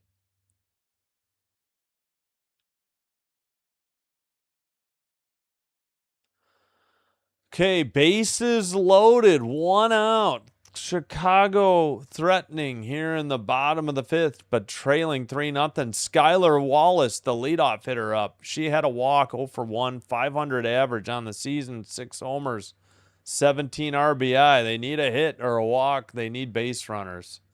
Fouls the first pitch off, 70, 0-1 the count.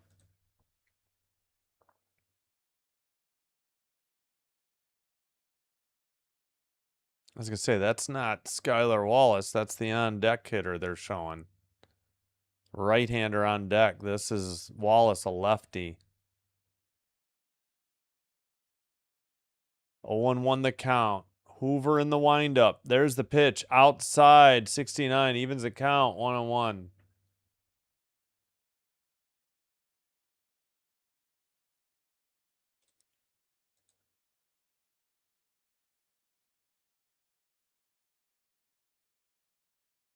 All right. Hoover in the windup. Outside, 2-1, 71. To the lefty, the leadoff hitter, Skylar Wallace. Shortstop for Chicago. Portland up 3-0. Chicago has the bases loaded and 1 out. Hoover delivers outside, 73-1. All right, ball 4, base hit here, Wallace. All right, Chicago threatening here, bottom of the 5th. They got their first hit of the game in this inning. Hoover in the windup. Outside, ball 4. She walked a run in. Wallace with an RBI walk gets the Bandits on the board, and they still have the bases loaded and 1 out. So they got a walk, a single, a hit by pitch, and another walk, and push across their first run of the game in the bottom of the 5th in a 7-inning game. Sammy Williams is up, the second place hitter.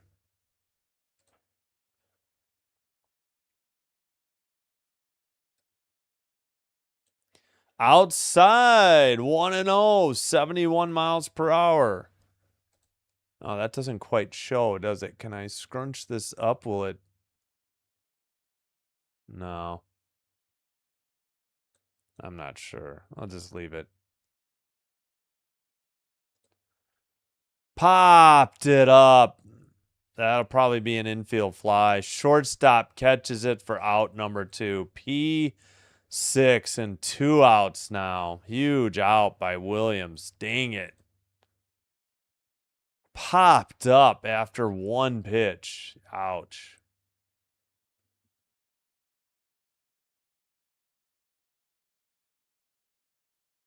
Yeah, I just realized you can't quite see that at the bottom. I didn't know.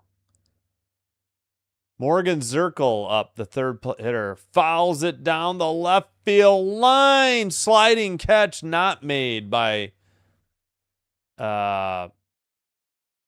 Sacco Ferry, I think, the left fielder. All right, long strike. 90 pitches.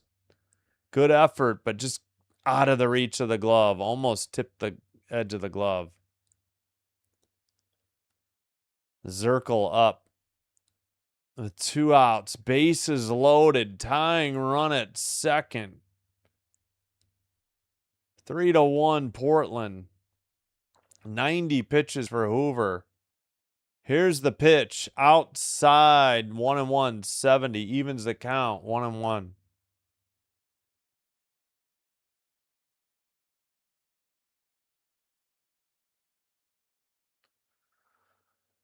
Agbayani at the runner at second after taking that hit by pitch on the left knee. Fouled it off. Out of play, 70. 1-2 the count. Bottom of the 5th in a 7-inning game. Zirkle with runners in scoring position on the season, 10-29. Was that 346, I think they said. Left-handed batter. Righty pitcher Hoover. In the windup. Zirkle lines it into center. That'll score 1. They're sending Agbayani home. Throw got away. We have a tie game. Unbelievable. Clutch hitting there. Where Zirkle ends up at second. That should be a single plus advance on throw, I would guess. But the Bandits have tied it up at 3 apiece. Wow. Just their second hit of the game. Zirkle with a 2-out, 2 RBI single in the bottom of the 5th to tie the game up. They sent Agbayani from second, and the throw home got away. Wasn't it? Yeah, it was up the third base line. She went to make the tag and lost the ball, but Agbayani would have been in there. She would have missed. Good backup behind home by Hoover, the pitcher. All right. And now they show the left fielder who just missed making that foul, that catch in foul territory. All right, I think Barbara pinch hit for Clements. Wait, what? No, Barbara's up. I don't know what that means. Ball 1. 3-3 the score. Barbara pointing at something. She's not happy. What is going on? The coach is talking to the ump. Talking to Robbie Guest behind the plate. She's upset about something, and he's telling her to go back to the coach's box. I don't know. Pitch to Barbara. Outside 70. 2-0. Second and third. Now what? Be mad about is Hoover's not getting the ball back immediately, so that clock is not starting. Yeah. Which is a 15-second pitch clock. And now Robbie Guest is going to talk to Mia Davidson. I've been saying that all night, that Hoover's been taking her time. I don't know how the pitch clock's not running out on her. I guess they're saying the catcher's not getting the ball to Hoover in time, and I don't know. This has been, Hoover takes so much time. Here's the pitch. That's the strike on the outside edge of the plate. I think it was 70. 96 pitches. I don't know why it says Barbara pinch hits for Clements, because that did not happen. So Zirkle with the 2 RBI single. Yeah, single and advance on throw. Outside 61. Took something off. It's 3-1. Barbara is hitting 8 of 20 with runners in scoring position. 400 average. Here's the pitch. That's a strike on the outside edge of the plate. I wasn't sure. 70 miles per hour. Full count. 2 outs. Runners at second and third. Pitch clock at 8. They're showing it now. 7, 6, 5, 4, 3, 2, 1. Into the windup. Must have been expired. Lined at the third baseman who dropped it, but she throws to first in time for out number 3. But the damage is done. We got a tie game. The Bandits come up with 3 big ones on 2 hits, a walk, and a hit batsman. We're through 5. What a game. Top of the 5th coming up. Zirkle, a 2 RBI single, tied it up for the Bandits. We'll head to the top of the 6th. 2 innings to go. And Portland Cascade will look to maybe retake the lead here. 3-6-0, 3-2-0. Plenty of walks for the Bandits tonight. Let's check the poll. We got 23 votes. And 57% saying Portland Cascade. 43% for the Chicago Bandits. So 3-3 score, end of 5th inning.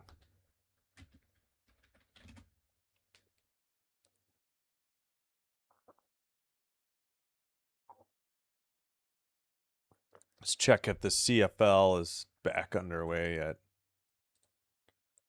Third quarter just underway, 13:28 to go. Saskatchewan with the ball, leading 21-17, 1st and 10. Let's go Elks.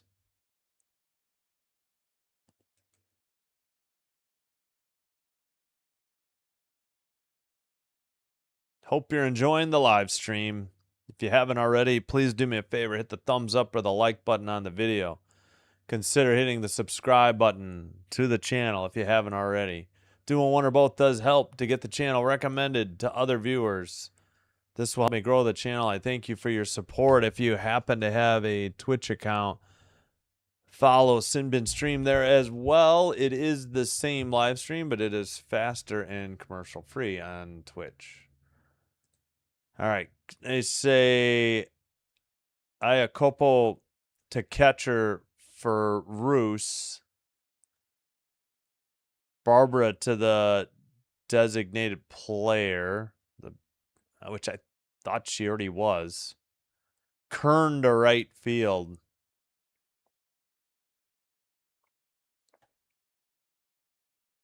All right, Cascade up. Tie game now. Wind is kicked up, looks like. And the first pitch rolls in the dirt for ball 1. I don't know what happened to Kilfoyle. I think she may have hit her leg on the delivery. The hitter, we don't know. It doesn't say. All right, great. fouled off. 67 out of play into the left field corner. 1-1 the count.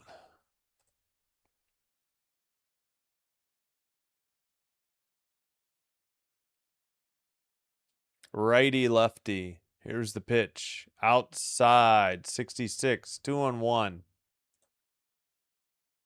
Finally, the hitter is Falby. 0 for 2 with a strikeout. She's the 6th hitter.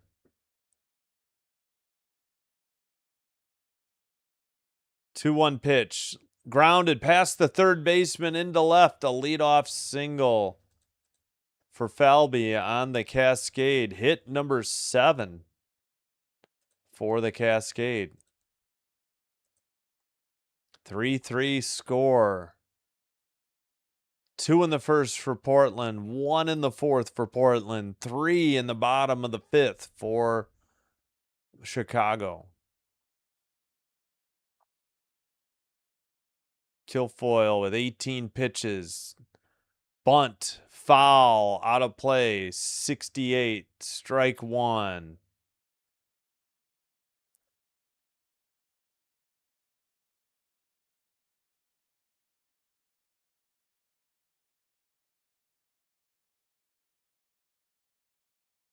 Kilfoyle winds up outside. Ball 1. 68.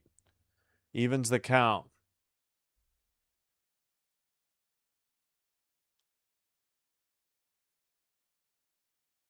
All right. Kilfoyle delivers.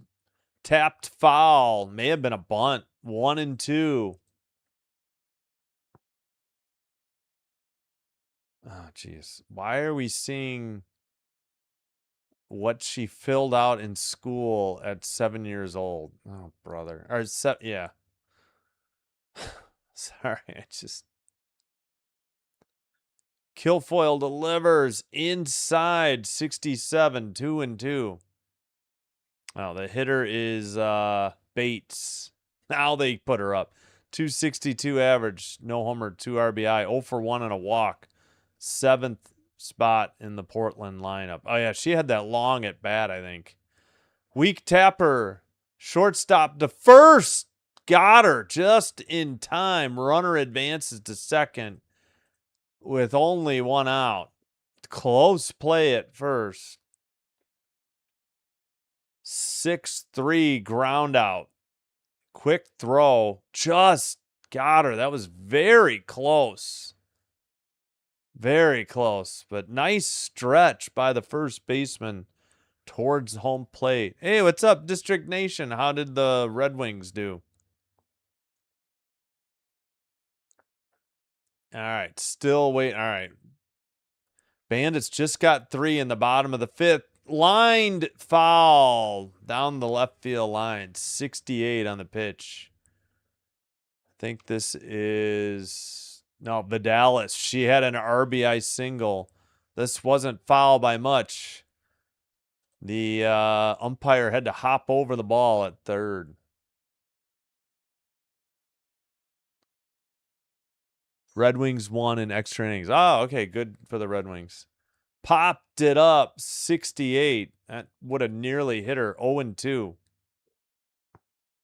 Vidalis, the first baseman for Portland, and had an RBI, 2-out RBI single to give them what then was a 3-0 lead. And apparently the ESPN announcers got a foul ball there. Inside, 1-2, 69 miles per hour. Oh, yeah, here's the camera. Oh, it went over them. It must have bounced to them. Or somebody else grabbed it. Yeah, no chance on the catch. 1-2 pitch, grounded foul, 68. Portland Cascade, the 3rd seed. Chicago Bandits, the 2 seed. Winner advances out of this play-in game to play the Utah Talons in a best-of-3 starting Saturday. First game on ABC. Weak tapper off the pitcher's glove to first by the shortstop in time For out number 2, runner advances to third, though, 60 feet away. Off. That should be a 1-6-3 ground out because it hit off the pitcher's glove. I don't know if they'll say that. Yeah, they did. Pitcher short to first. So, yeah, thank you for being here, District Nation. And the Red Wings, they're the minor league affiliate of the Nationals. Ooh, I thought that was inside. It's called a strike. 0-1. Davidson up. 9th hitter. 0 for 1. 114 average. They took the numbers down. I believe she's the catcher. Right down the middle. 68. 0-2 the count. Kilfoyle on the mound in relief of, oh, crud. What was her name? I forgot already. Outside 68, 1-2. Why am I blanking on her name? Let's see. We'll find it. Sandercock. Yeah, Sandercock got roughed up in the first. Gave up 3. Strike 3. Caught her swinging there for out number 3. No runs. 1 hit. They leave a runner at third. We're heading to the bottom of the 6th. Bandits coming to bat, looking to take the lead. They have 2 hits as Hoover had a no-hitter through 4 1/3, I believe. Yeah, it's a pro league. It's called Athletes Unlimited Softball League. It's fast pitch, underhand. 2nd year in this incarnation. It was known as something else previous years, but this is the 2nd year under the Athletes Unlimited banner. I did 1 game last year. It was free over the air. So last year they had 4 teams. This year they had 6. The new teams were Spark and Cascade, and they were both in the running for the 3 seed.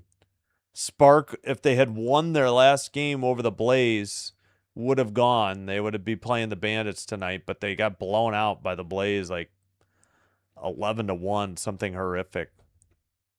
So yeah, it is pro. It's not college. This is where the college players, they have an option to go play pro in this league.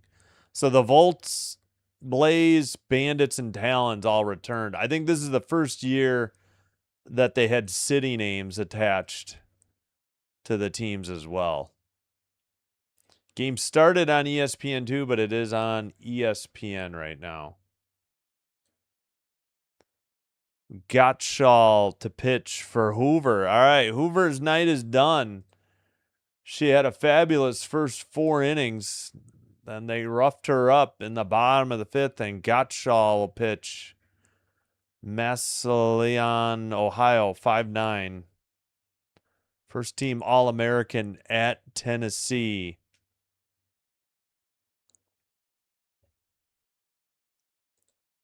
All right. First pitch outside. Catcher didn't even catch the ball. 1-0.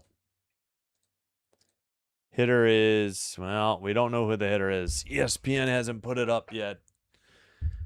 And the live stats aren't very good either. 63, a little low and outside. 2-0. Jocelyn Erickson, the 5th hitter, 0 for 2 tonight. 242 on the season. 1 home run, 11 RBI. Righty versus lefty. Gottschall delivers. Lined at the shortstop with a leaping grab. Unbelievable for out number 1. Oh, my gosh. Cahalan, Cahalan, with the leaping grab. Man, robbed her. What a play. 1 away in the bottom of the 6th. game is at a neutral site, Davis Diamond in College Station, Texas, where the Texas A&M Aggies softball team plays. 0-1, 64 taken, strike one.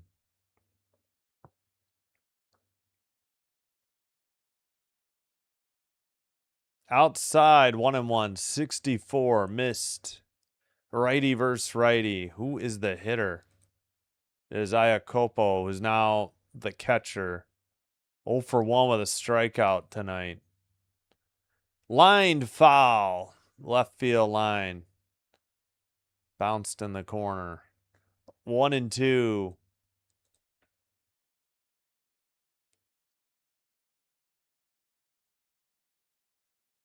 All right.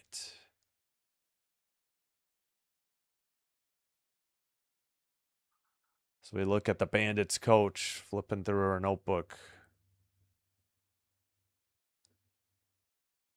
Outside, very close. They wanted it. 63 evens the count, 2-2. Gottschall believed she had a strikeout there. 1 out, nobody on. Terrific leaping catch at short. Here's the pitch, chopped foul. Iacopo staying alive, 2-2 the count. At least I think that's how you say it. Iakopo. As we look at Hoover on the bench. She had a gem for 4 innings, 4 1/3, but got roughed up. Game is tied. Bandits had 3 big runs in the bottom of the 5th. Low or maybe outside. Full count, 63. 1 out. Second hitter here in the bottom of the 6th of a 7-inning game. Pitch is lined down the left field line and foul. Oh, had the home run distance, but well foul. Yeah, I'm pulling for the Chicago Bandits, since I'm in the Chicago area. Yep, Chicago. The Bandits. I swear the Bandits name has been around a while, though. I feel like they revived that from a... They didn't even show the pitch. It's into center. I don't know what ESPN was showing, but it's a 1-out hit by Iacopo. What was that, ESPN? They were showing people in the field, and all of a sudden, by the time they got to the pitch, it was already lined into center. Looks like bullpen action. Brown warming up for the Cascade. First time they've showed the bullpen ever. Oops, sorry. I guess I left a runner at third. My bad. I must have scrolled down. That was from the inning before. So 1 out, runner at first. Pardon me, I forgot to clear the bases. 0-1 the count. Taryn Kern, the right fielder, 0 for 1 with a walk. 286 average. No homers or RBI. 7th hitter in the lineup. Outside, evens the count. 64. 1-1.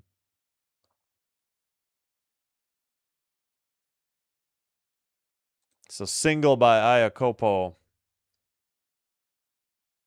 Gottschall delivers right there. 63, 1-2.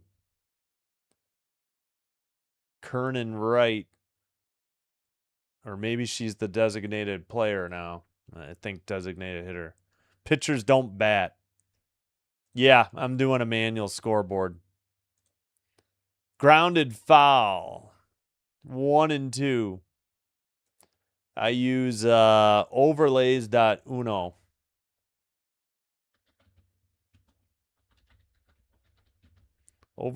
I can't type. Overlays.uno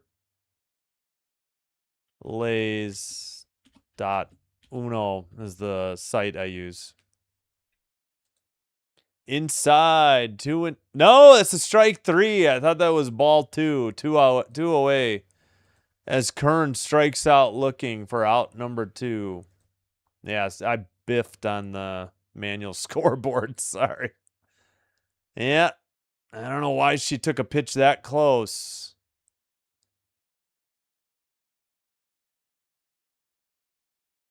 All right. Yeah, you just have to provide an email. It's free.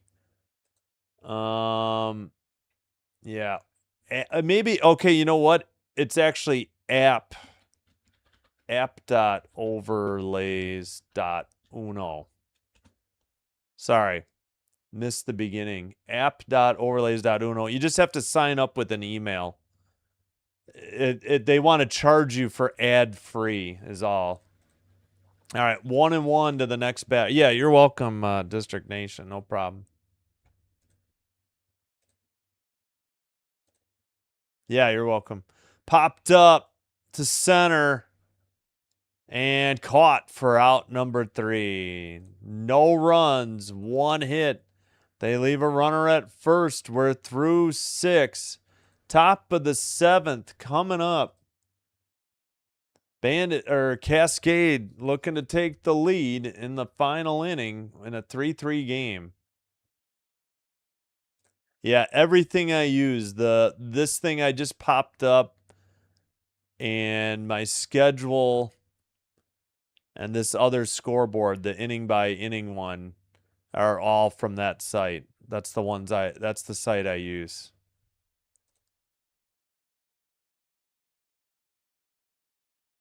Oh geez, how many times have you seen this joke? I come up with some original material. Jeez Louise. That's at least the 3rd time I've seen that. Interesting. Yeah, so yeah, and you can use it through OBS, obviously. I use OBS as well. And I use the Brave browser here because it blocks the ads when I share the screen. I know you don't share the entire screen, so. Oh, the Elks took the lead, 26-21 over Saskatchewan. The Rough Riders. Edmonton Elks have the ball with 3:40 to go in the 3rd. 1st and 10. For all the trolls, happily married. So I don't know what that trolling is about.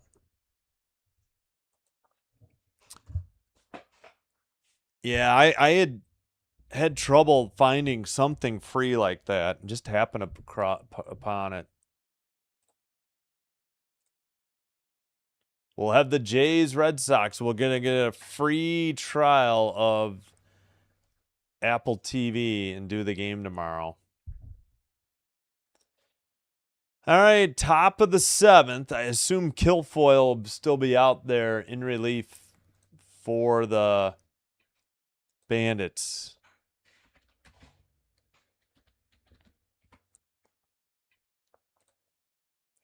Again, winner. That's a 3-2 play-in game for the AUSL. The winner advances to play the Utah Talons on Saturday at noon Central, 1 Eastern.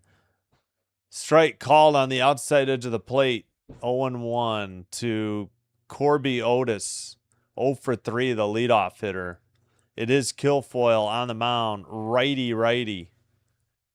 Ooh, same pitch. Delayed call by the ump. 0-2. Quickly.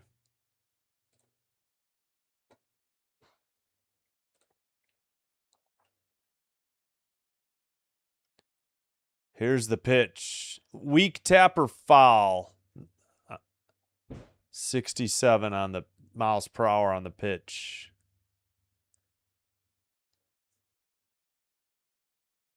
All right. Why does I can't at anybody anymore. I don't know why. Like, I see the pop-up, I put it, and it doesn't work. Fouled off, 59, 0-2 the count.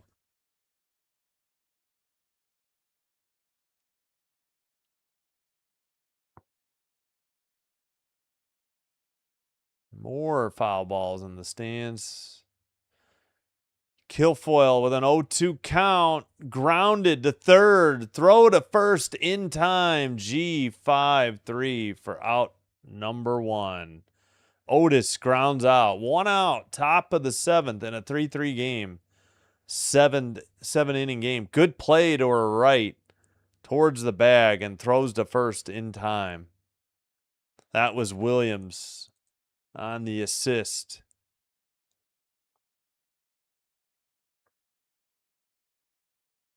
Low in the dirt, 68. 1-0 that count. I don't know. I prefer to run my own board. That way it's in sync with what I'm calling. And I don't have to worry about online stuff. Kilfoyle delivers outside. It's a strike. 1-1. The batter is Sacco Ferry, the left fielder. Yeah, you're welcome. Happy to assist. Upstairs, ball 2-1. Because especially for hockey, basketball, and football, I like to have my own clock running in sync with what I'm watching on TV and not have to worry about whatever I'm displaying. That fouled off 68, 2-2. Yeah, they'll keep bothering you probably to pay for it to go ad free. There's kind of an annoying pop-up that always says, stay ahead with exclusive overlays and updates. Don't allow or allow. I say don't allow, and it still comes back. But that's just on the home page.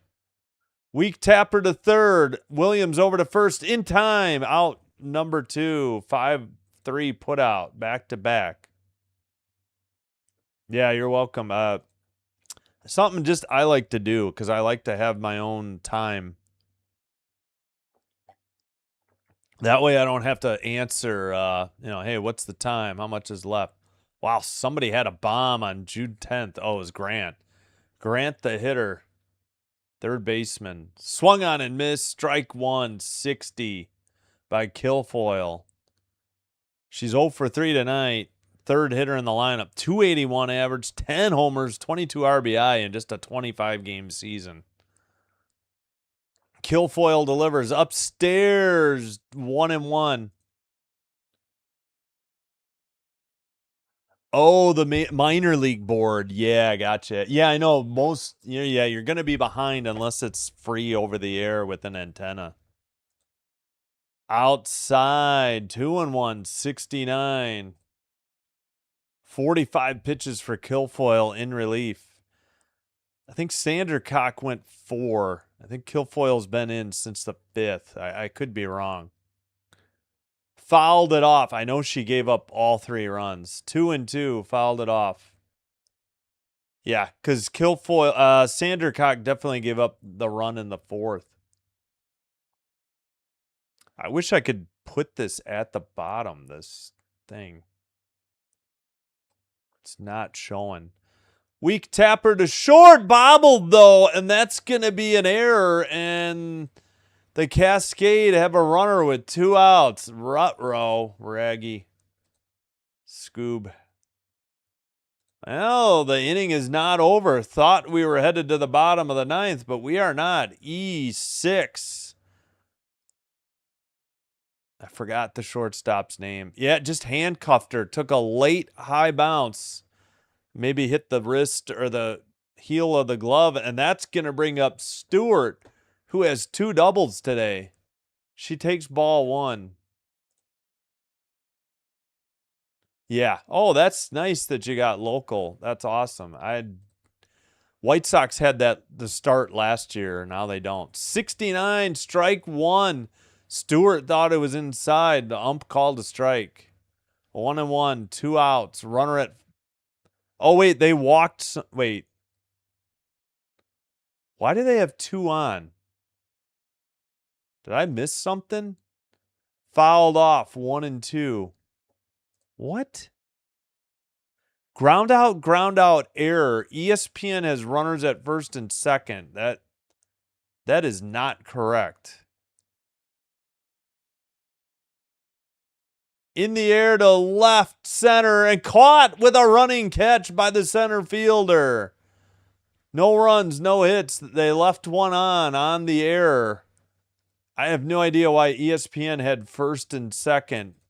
Bandits will have a chance to win the 3-2 play-in game as they come to bat in the bottom of the 7th.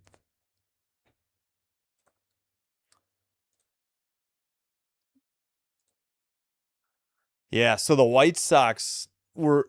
That's how I got back into hockey. The 2 seasons ago, the Blackhawks were free over the air. and I started out doing White Sox games because they were free over the air. And then Comcast Xfinity finally made a deal, or Chicago Sportsnet finally made a deal with Comcast Xfinity, and they took away the over-the-air signal.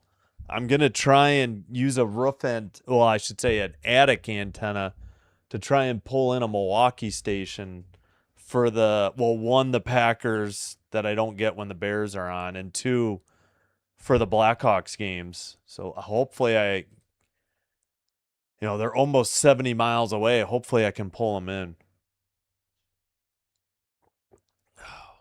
All right, we have played 6.5 innings. We're headed to the bottom of the 7th, where the Bandits will have a chance to walk it off. We'll see who is still pitching for the old Portland Cascade. And let's check in on the Edmonton Saskatchewan game. Elks 27, Rough Riders 21. 3rd and 1 coming up. 25 seconds to go in the 3rd. Although it says, extra point for the Elks. All right, we'll check in later. All right.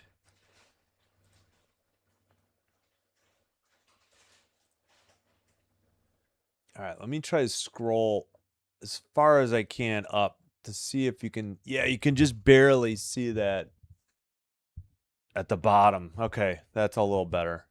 3-3, bottom of the 7th.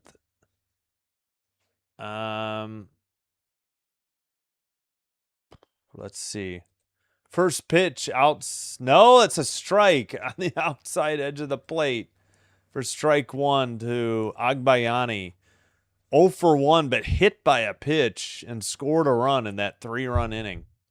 She scored the 3rd run. There was a play at the plate, but the ball got away out of the catcher's mitt. 0-2, she fouled it off. And it'd be nice if they updated this. They're stuck. They have to wait. Agbayani waits. Fouled off. It is Gottschall still pitching for Portland. 0-2 the count.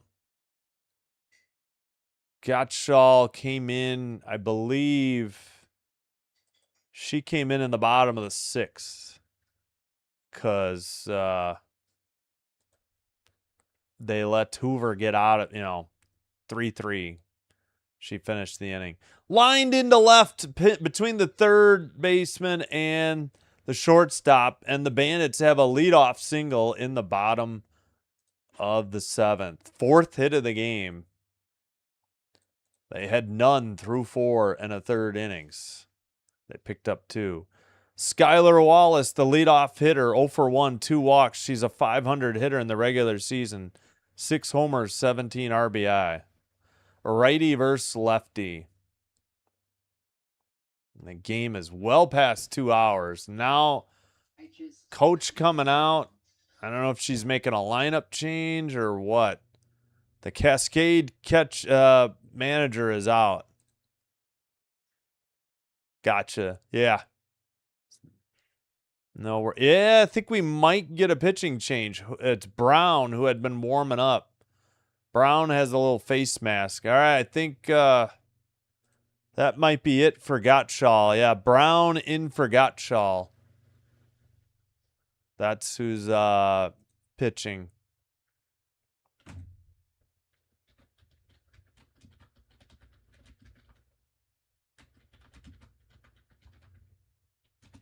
All right, commercial break. We're going to take one too. They have other things too. I used to have a defense thing. Here, I'll show you.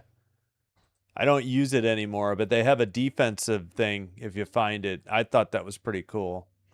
I was going to use it this year, and I'm like, I don't feel like... I used it last year. I'm like, I don't feel like looking at the lineups ahead of time and putting all that info in.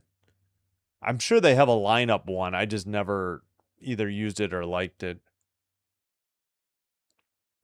But they got plenty of things. I get all, my hockey stuff there, football, Hockey, football, basketball, and baseball / softball.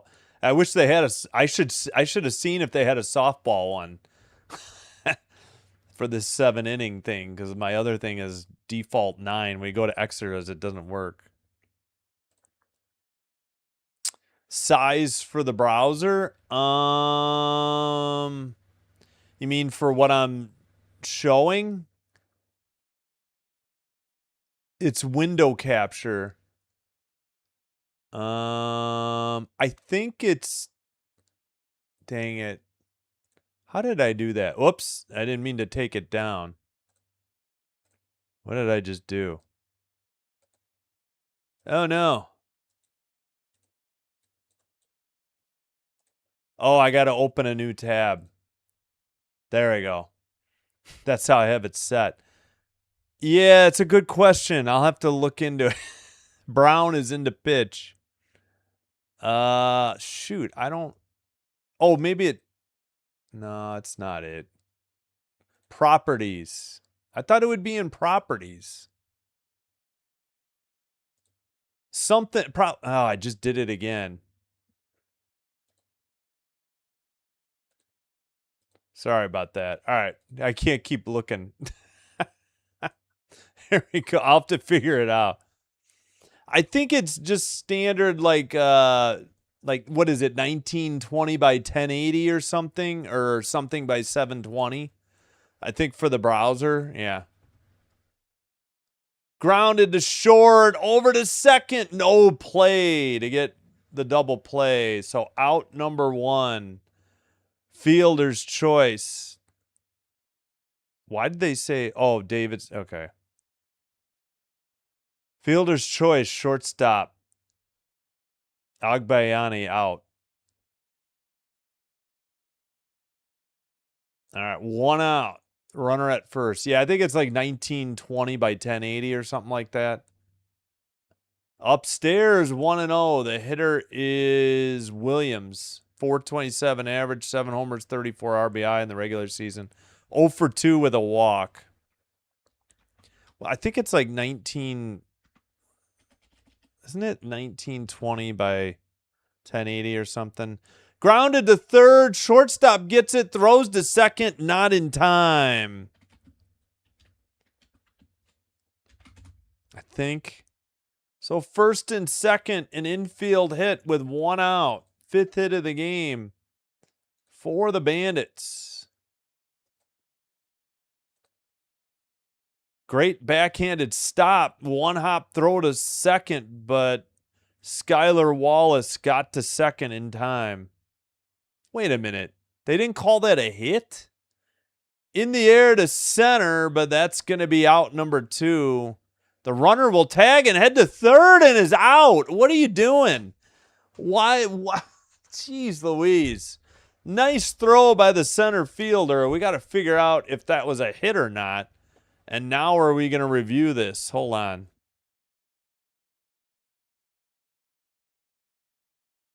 Wallace reached on it. Oh, they're stuck. They haven't gotten the hit yet. What a throw by the outfielder. Like, she threw it into the glove and it was in time. But did she get her foot in there? It is so close. I think it gets the sliding foot that's tucked in of Skylar Wallace. As what a throw by the center fielder. Not sure why Wallace is making the third out at third. What a throw, though. On the money to the third baseman. It's just whether or not did the tag get applied before. I think it did before her foot got to the bag. That's it. We're going to extras. Oh, good. Thanks. You did. That was it. 1920, 1080. Okay, great. It was either that or whatever it is by 17. Or, yeah, I had trouble figuring that out too. What an outfield assist. This game has been crazy. And now we head to extras. No runs, no hits, a fly out double play, out advancing. extra innings in the 3v2 play-in game for the AUSL. Unbelievable. And I gotta, that had to have been a hit, an infield hit. Let's check the, yeah, they finally updated. They had fallen behind. 370, 351 through 7. Free softball coming up. Top of the 8th, extra innings. Let's check in on CFL. Might as well just put that here. Elks 33, Rough Riders 28. Fourth quarter underway, 13:35 to go in the fourth. And the Elks have the ball and the 5-point lead. It says extra point, so maybe they just scored. They got 2? No, missed it. They went for 2 and didn't get it to try and go up by 7. Now the, or no. It says, what? Maybe Saskatchewan's receiving the kick, I guess. All right. Should be underway momentarily here. Oh, we get the ghost runner in extra innings. Just like in MLB, Stewart placed on second. Okay, ghost runner for the 8th inning. Somebody waving a Bandits flag. It's a pretty big flag. Kilfoyle on the mound for Chicago. Out. First hitter up is Falby. Out. No, that's a strike. Its ump is so frustratingly slow. No. It is not Falby then, unless they're wrong. Stewart is the runner at second. This is not Falby. This is Cahalan or. All right, 0-2 the count. Man, between these two sites, you'd think we'd be okay, but we're not. Between the TV and the outside, 68, 1-2. Hey, Sam, what's up? Eagles. Well, the Talons play Saturday against the winner of this. Did she go? No, says the third base ump. 2-2 the count. Again, I do not think it's Falby. I think either that or ESPN is wrong with who's up. 2-2 pitch, fouled it off, 68. Late.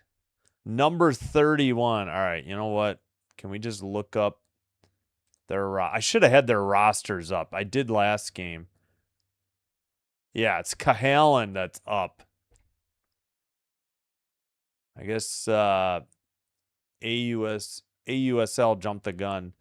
Grounded to third, over to first in time. The runner had to hold because it looked like the ball might be caught. So 1 out. Nice play by Williams.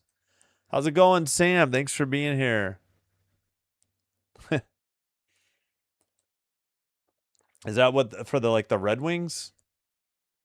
Or the Eagle for the Capitals? Kilfoyle facing Bates. No. Throw to first. They got that was Falby. Or Falby. Out number 2. Quickly 2 up, 2 down. A ground out. 5-3 on the putout. Third to first. Ghost runner Stewart at second with 2 down.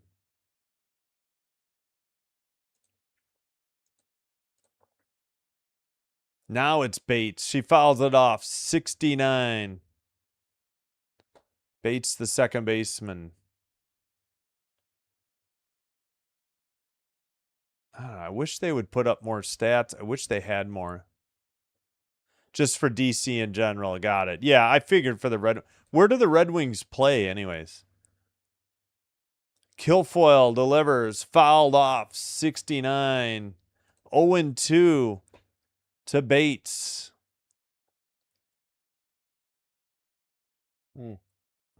Should have got a refill of water.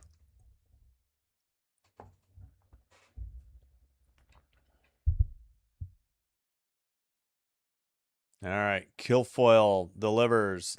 Grounded foul down the third base line. 0-2, still 69 miles per hour. Gotcha. Rochester, is that Virginia? I don't know. It sounds like Virginia, but thank you. Here's the pitch. Foul down the left field line, out of play. No chance for a catch. Are they A, AA, or AAA?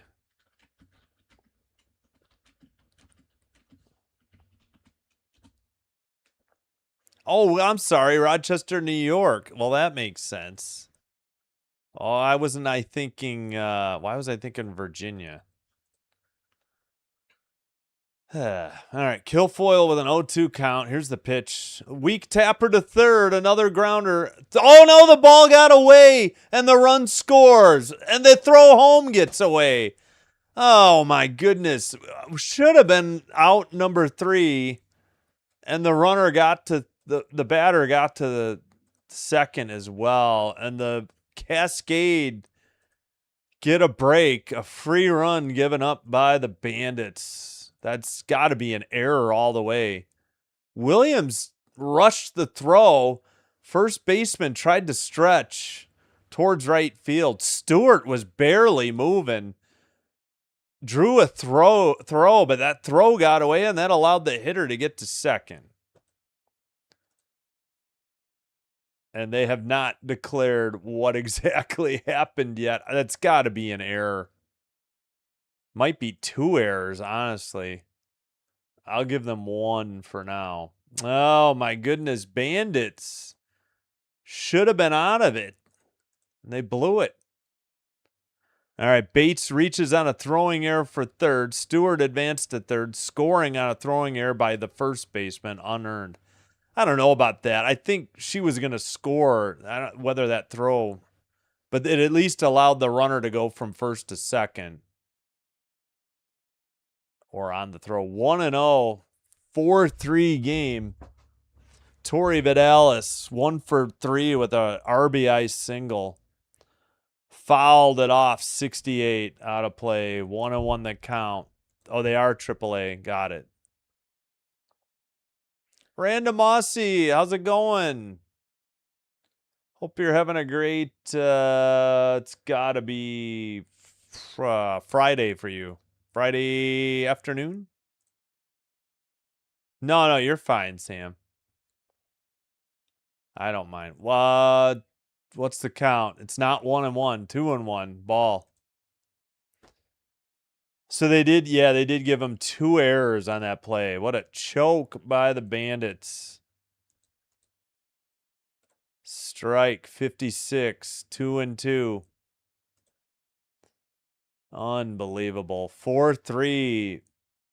Cascade lead the Bandits in extra innings. Top of the 8th. Fouled off the screen. Still 2-2. 69. And 69 pitches by Kilfoyle now. I think I may have missed the speed.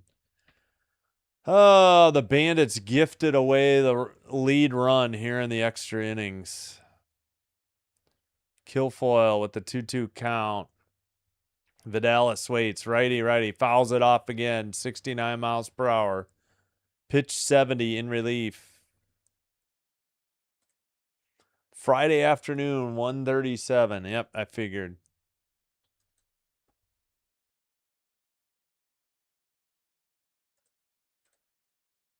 All right, 2-2. Grounded foul again by Vidalis. Again, the RBI single by the first baseman. Not even hitting 200 on the season. Yep, we need more. water. All right, game is well over 2.5 hours now.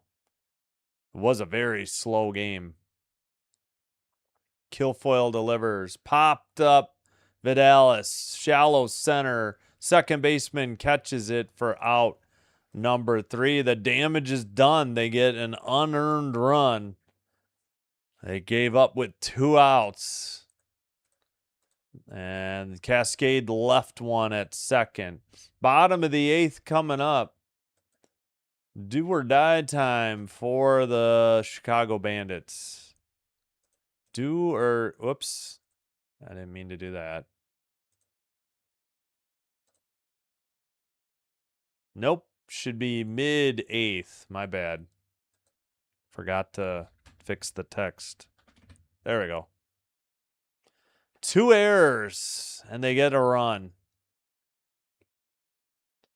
3 for the game.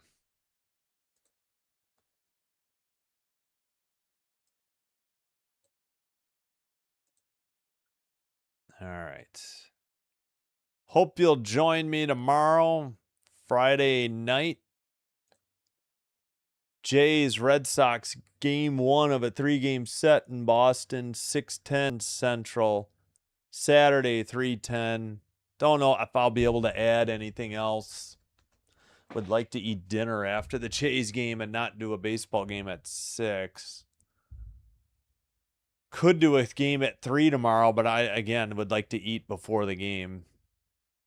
And I don't think there's a 9. If there's a 9 tomorrow, maybe I'll add that.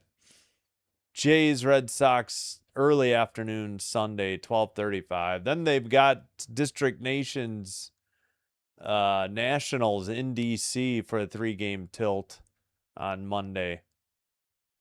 And we will be back. We'll have Mariners Rangers. That's game 4 of a 4-game set. Tuesday, we'll be back with WNBA Liberty Sparks at 9. All right, just about set. Bottom of the 8th.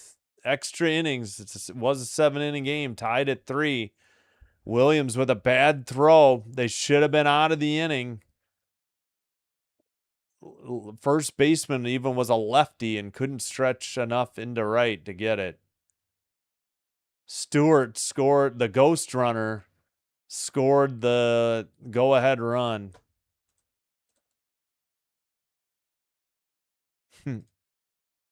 Yeah, thanks, Sam. Appreciate it. Thanks, Sam. Thanks, Random Bossy. Thanks, District Nation. Thanks, CH Man, who was in here earlier. We had more people earlier as well. Forgot who else.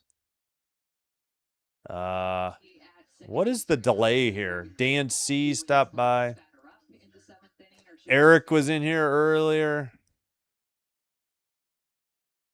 All right, who is the ghost runner? Are they pinch running for the ghost runner? Okay, Zirkle will be the ghost runner. I'm wondering if maybe they had the wrong ghost runner. I have no idea. I don't know if Chom was in here. I can't remember. No, I think Chom was not. Upstairs 1-0, but that's totally fine.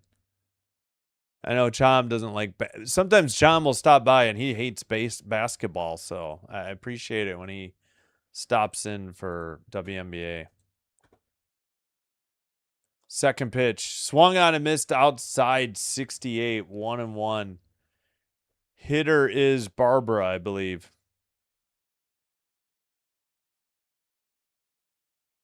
Brown, the pitcher.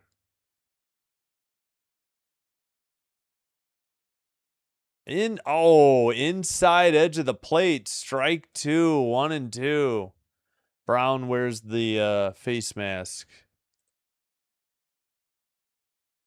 I think the Chicago starter had it too. Sandercock. Outside 69, evens the count, 2-2. Yeah, that is not Erickson. That is Barbara hitting. I don't know what is up with the AUSL website tonight. Fouled it off. 69. Still 2-2.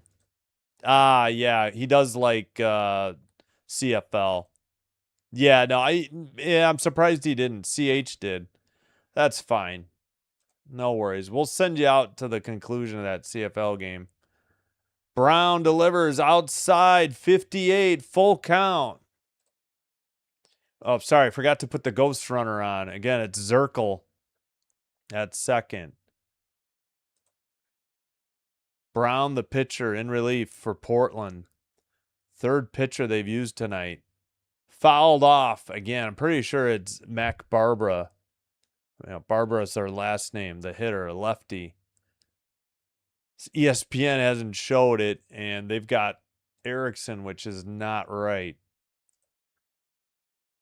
8th pitch at bat, or 8th pitch coming up in the at bat. Brown delivers low. Ball 4, she walked her. First and second, nobody out. I wonder if they'll pinch run, too. I think they will. Clements is pinch running for Barbara. Yeah, see, they had the wrong player. So the tying run, the ghost runner at second, winning run at first for the Bandits with nobody out. And, okay, that's the pinch runner. That's Clements.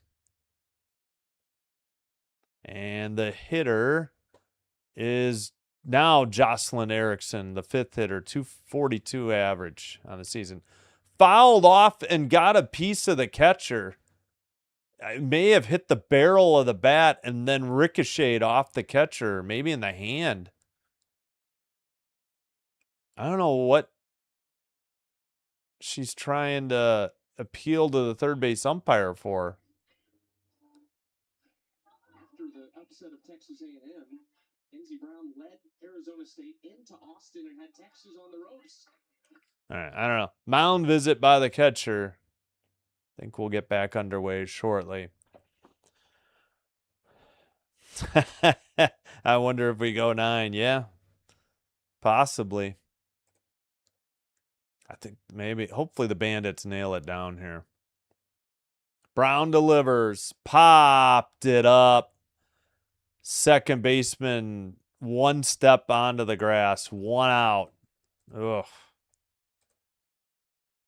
Infield fly. Yeah, I guess that was the infield fly. Oh, the poll ended. It must have been 24 hours since I set it up.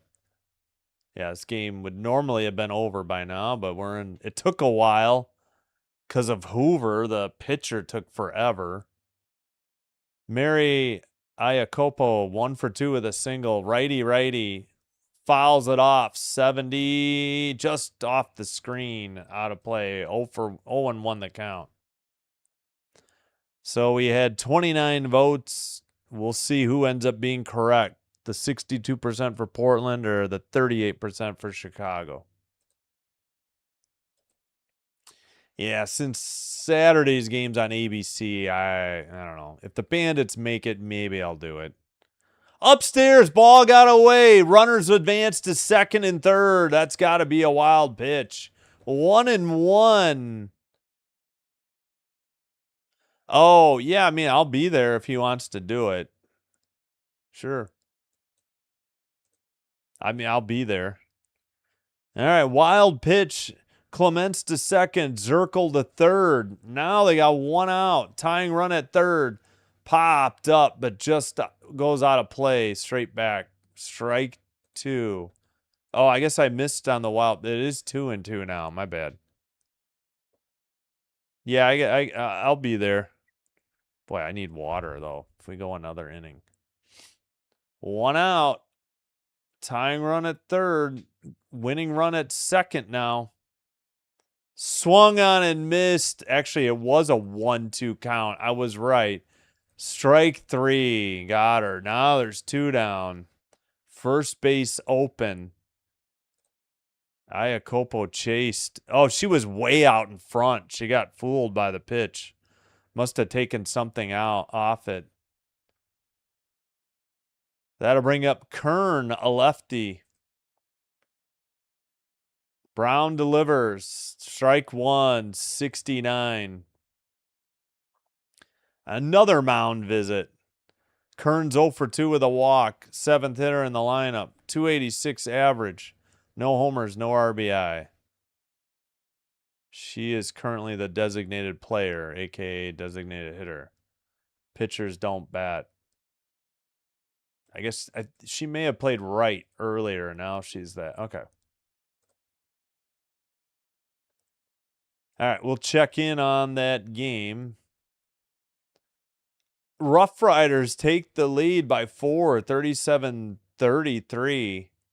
4:15 to go in the fourth. And they have the ball. And the rain has resumed here. Uh-oh. I don't think it'll last long. But yeah, it's pouring again. Or it looks like it, but it's going sideways. A lot of wind. 0-1 count. 2 down. Extra innings. Bottom of the 8th. Grounded into right field. That'll tie the game. Towards the plate. And out. And we will go another inning into the 9th. The Bandits tie it on a single. But that'll do it for the end of the 8th inning. District Nation had to say it. Wonderful. Go to 9. And we will. 4-4. Unbelievable game, though, we got going here. Heading to the top of the 9th. Nice outfield assist. I don't know if she ever got the tag on her. Okay, she did.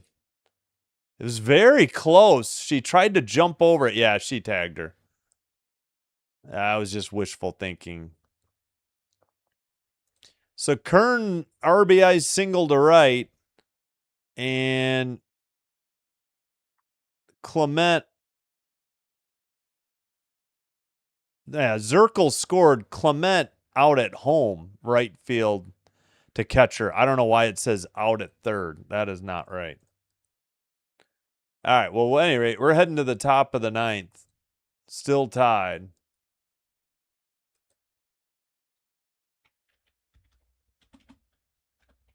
Four. And they just picked up, what, their 6th hit.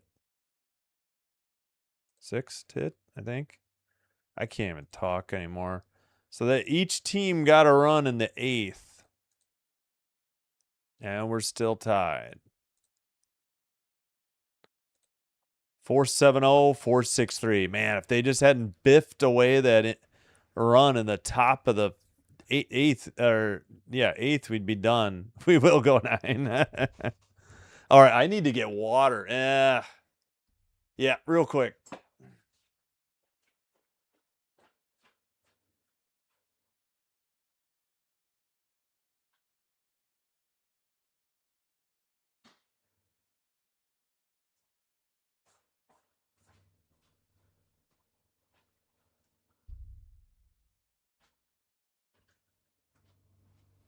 All right, and it turned off the fan. I don't think I'll be hot anymore. All right, this is the Athletes Unlimited Softball League 3 versus 2 play-in game. Winner advances to play the 1 seed in a best-of-3 starting Saturday against the Utah Talons, who beat the Bandits Sunday to clinch the 1 seed.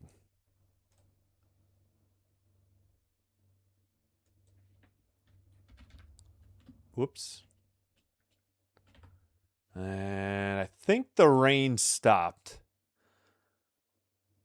That's a little high. Ball 1.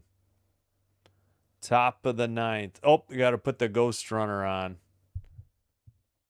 Let's see. The Dallas got pinch ran for the ghost runner. Grounded just foul. Powell is pinch hitting for Davidson. Powell already pinch hit tonight. So you can pinch hit more than once? Yeah, Kennedy Powell, 0 for 1, fielder's choice. And no, the rain has not stopped. It is still getting blown, but maybe it doesn't look heavy, though.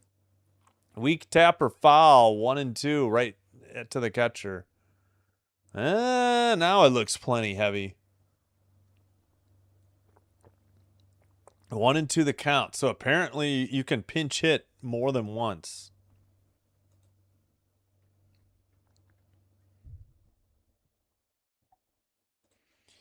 All right.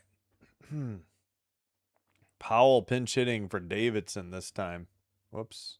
What happened here? There we go. Tapper to the mound. They get the runner in a pickle at third and second. And she's tagged out. Wow. Nice play by the pitcher. Kilfoyle to throw to third. It's going to be like a 1-5, either 6 or 4 put out. 1-5, yeah, 6. 1-5-6. And they got the ghost runner at second. Bad base running. I don't know what she was thinking. Yeah, all right, 1 out. Runner at first on the fielder's choice. 68, strike 1 called. Corby Otis, 0 for 4, the leadoff hitter. 295 regular season average, 5 homers. Missed the RBI, I think 18. Kilfoyle with pitch 78 in relief, fouled off, out of play. 0-2 the count. It's not that crazy, but yeah, I guess you can pinch hit with the same batter. I don't understand. Maybe the roster size is limited or something. Maybe they don't have a very deep bench. Chicago's used 2 pitchers. Portland's used 3. Inside 1-2, 69.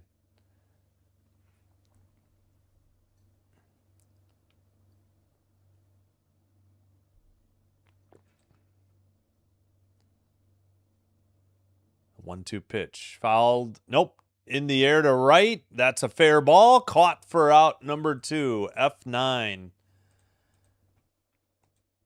Fly out to right by Otis. Should be Saco Ferry due up. Again, the game is on ESPN. It had to start on ESPN2 because of Banana Ball. And the Kilfoyle delivers outside 68. Ball 1 to Saco Ferry. She's 1 for 3. Single, hit batter, or hit by pitch, and a run. 298 average on the season, 5 RBI. Righty versus lefty. A runner at first, 2 down. Kilfoyle delivers low, 2-0, 68 miles per hour. Ow, that was my right knee cracking. Thanks again, District Nation. Thanks, Sam, for staying here with me and commenting in the chat. Ooh, that looked low and outside. Instead, it's called a strike. 2-1 the count. Yeah, the coach is beefing. Holy cow. She's asking, were you calling that a strike, or were you saying she swung? Oh, was that a called strike or swung? The answer is a called strike. Okay. Portland batting in the top of the 9th. Extra innings. Weak tapper to Kilfoyle. Over to first in time. G1-3 on the putout.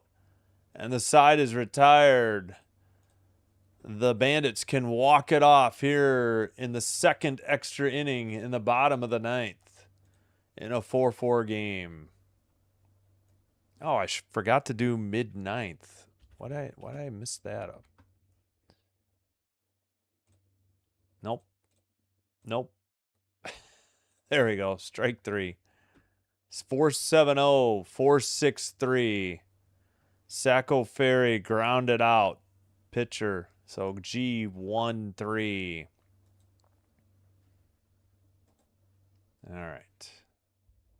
Middle of the 9th coming up. Or we're in the middle of the 9th. Bottom of the 9th coming up. What am I saying? All right, one more check of the CFL game. This game, CFL game might end before this one. They do have 2:10 to go.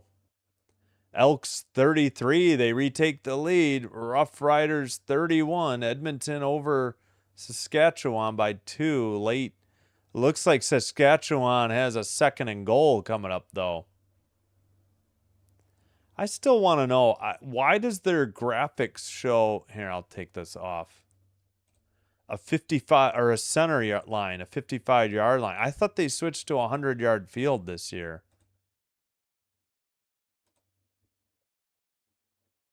It's like they didn't fix the graphics. Incomplete. 3rd and goal coming up for the Rough Riders with 1:48, but we are back as we get to see the Talons watching, trying to see who their opponent will be. All right, here we go. Bottom of the 9th. Ghost runner at 2nd. Kern, apparently. Powell to the designated player. Vidalis to 1st for Willis. Okay.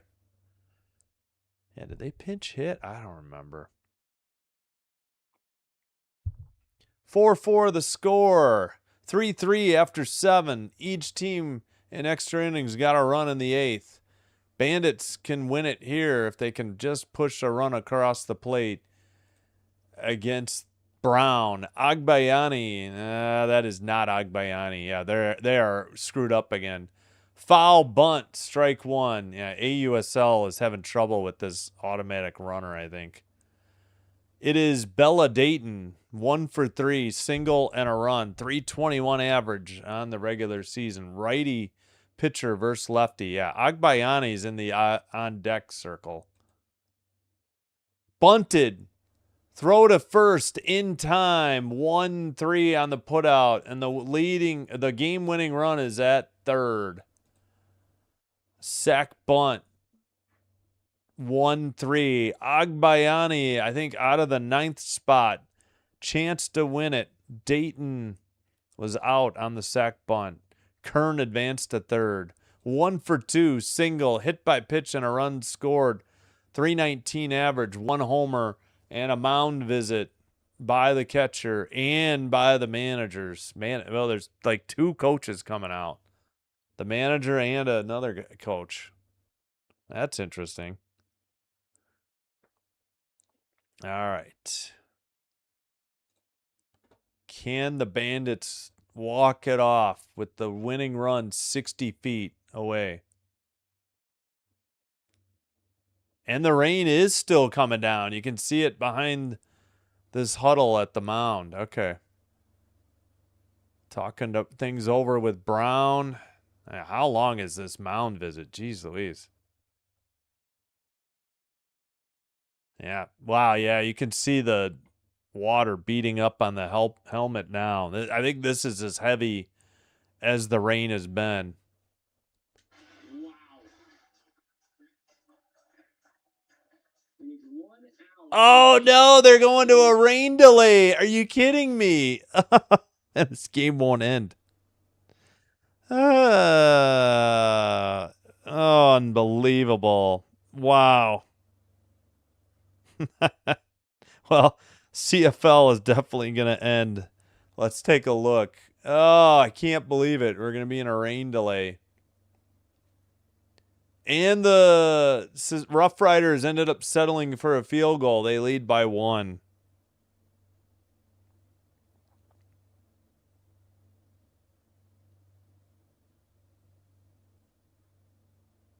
Are they going to cover the mound at all?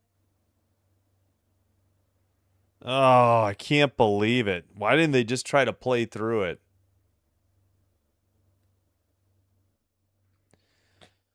Well, let's see what they decide to do. I'm going to talk to both coaches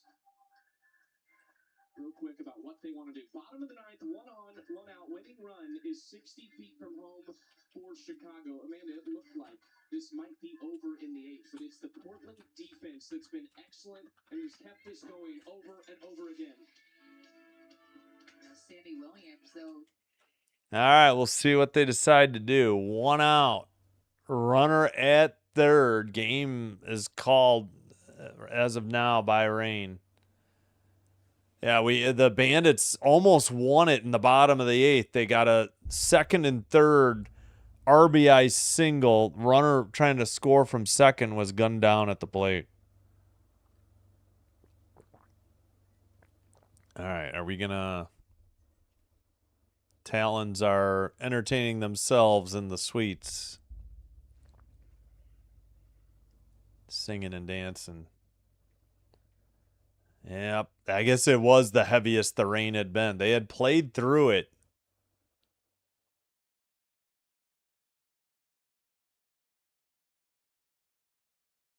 Actually, it kind of looks like it's let up. Maybe they're going to go back.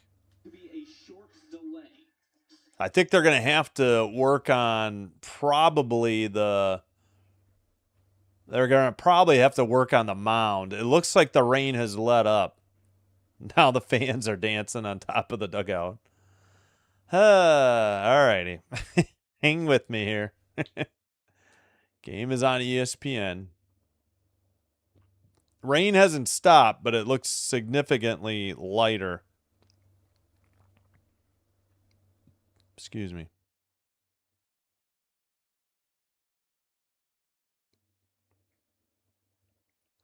Let's see. Yeah, I think...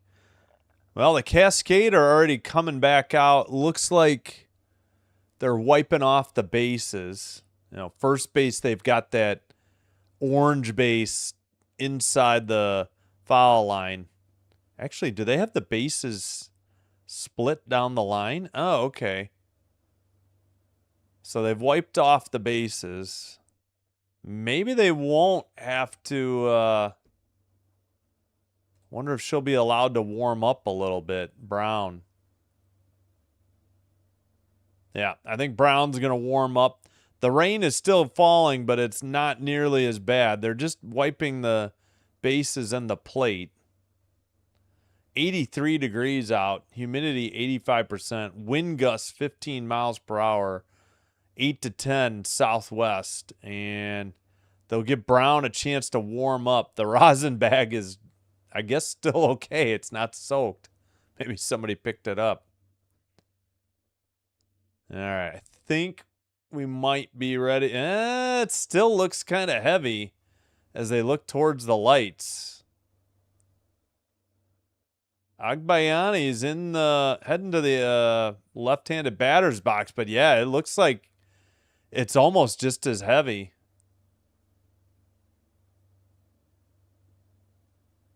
And Brown coming out to get a softball. Rise in the softball world, started her college career at Tulsa and ended up as one of the best pitchers in the country. All right, I guess we're about set to go.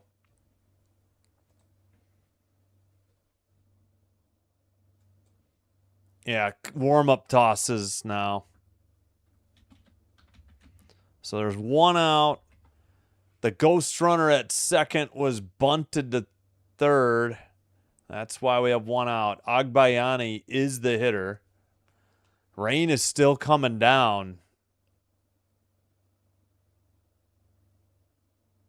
Not sure what they're going to decide to do here. Probably depends on Brown's warm-up tosses, but kind of looks like it's resumed like it was earlier. Now the ump's talking. They do have 4 umps. They're talking to the Cascade coach, and their players. Might get cold again. This has just been back and forth and kind of messy. And just a hard decision. The Cascade are bringing their players in. I think we're going to go back to rain delay. Dang it. All right, I guess we're back to rain delay. Yep, weather delay. Bottom of the 9th. Runner at third, 1 out. Now, again, it looks like it's let up. I'm pretty sure I know what song they're playing it, but since it's copywritten. All right, they're going for a commercial break. I will as well. All right, time to check in. Whoops. Time to check in on the CFL game. 19 seconds to go. 3rd and 6 for the Elks. Trailing by a point. Looks like they're in Saskatchewan territory. Yeah. Hey, Aaron. Thanks for being here. Appreciate it. Thank you for watching along. Game is on ESPN. It started on ESPN2, but because of Banana Ball going long, but it kicked over to ESPN, and thanks for being here. Yep. Rain. Hey, why do you think I do the Blue Jays District Nation? Home games won't be rained out. Plus, they've got Tampa on the road and Houston on the road, I think, are indoors. And yeah, I don't know. So less chance of a rain delay if you cover the Blue Jays. It's one of the reasons. CH is back. What's up? I don't know. This game was supposed to start at 8:03, and I had to go all the way down to the bottom of the ESPN app just to find ESPN2 so I could get this game started on time. I have no idea. It was running long. Oh, and the Elks, I think, just won it on a walk-off field goal as time expires. Edmonton upsets, maybe not. Edmonton beats Saskatchewan 36-34, so Chom should be happy. We're waiting out a rain delay here in this game. We're at a commercial break. What happened is we got a 3-3 game that was tied after 7 innings. Then you go to ghost runners. Each team got a run in the 8th. Portland failed to score in the top of the 9th. Chicago bunted the ghost runner over to 3rd, and then the rain came down harder than it's come down tonight. And so we got 1 out and a runner at the winning run at 3rd, 60 feet away. Yeah, congrats to Mr. Canadian Turkey's Elks for their win. Walk-off field goal. I was going to send everybody to Rising Rhino, but this game was long even before it went extra innings. And now the rain delay. Come on, Bandits. Yep, 36-33. Is that the first game of this week? 36-34, not 33. Yeah, there wasn't a Thursday game. What? Oh no, wait.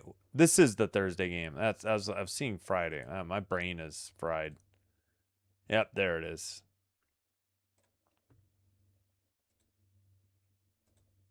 Oh, nice for Turkey. I root for them because they kind of look like Packers colors too. All right, the rain is not really subsiding yet. Let me check my phone. I knew there was a chance of rain. I didn't think it was going to be this bad, though. They are in a neutral site. They're in College Station, Texas, home of the Texas A&M Aggies. This is where their softball. I don't even see any rain. This must just be a pop-up shower near their field for some reason. Shouldn't be any rain. Severe weather started at 6:51. Where's the radar, though? They don't have the radar? What is going on?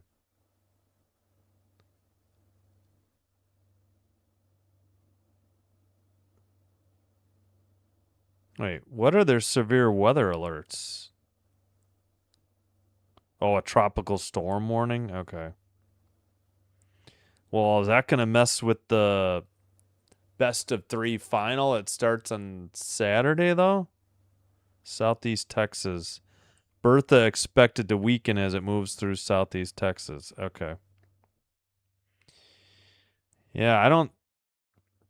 Must be just a pop-up shower at the stadium. But it is still coming down, it looks like. So I don't know how long. Guess I could put on some music in the interim. Oh, that's right. I think I've seen Georgina Corrick's pitch for the Talons, and Montana Fouts is their other pitcher. Their two aces. 7-4 for Montana Fouts, 2.36 ERA, 7 complete games. Opponent batting average 200. Georgina Corrick, 3-1, who's on screen. Oh, they took it down. Couldn't read it in time.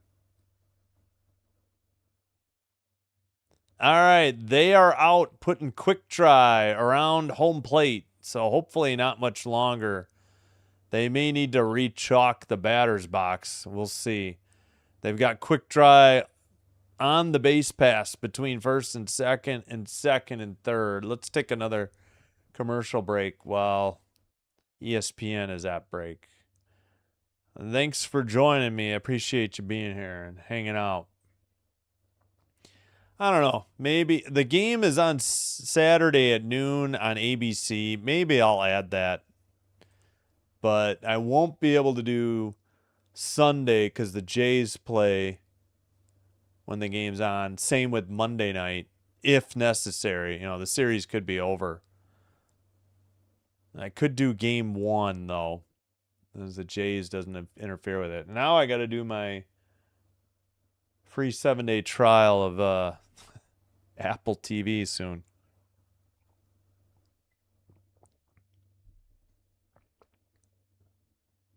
All right, let me plug in my devices too. Oh, Rising Rhino, thanks for the redirect. Hello.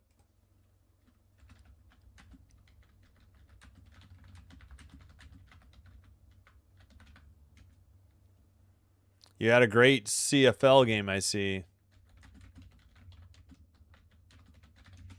All right, let me plug in my devices real quick. Getting low on battery.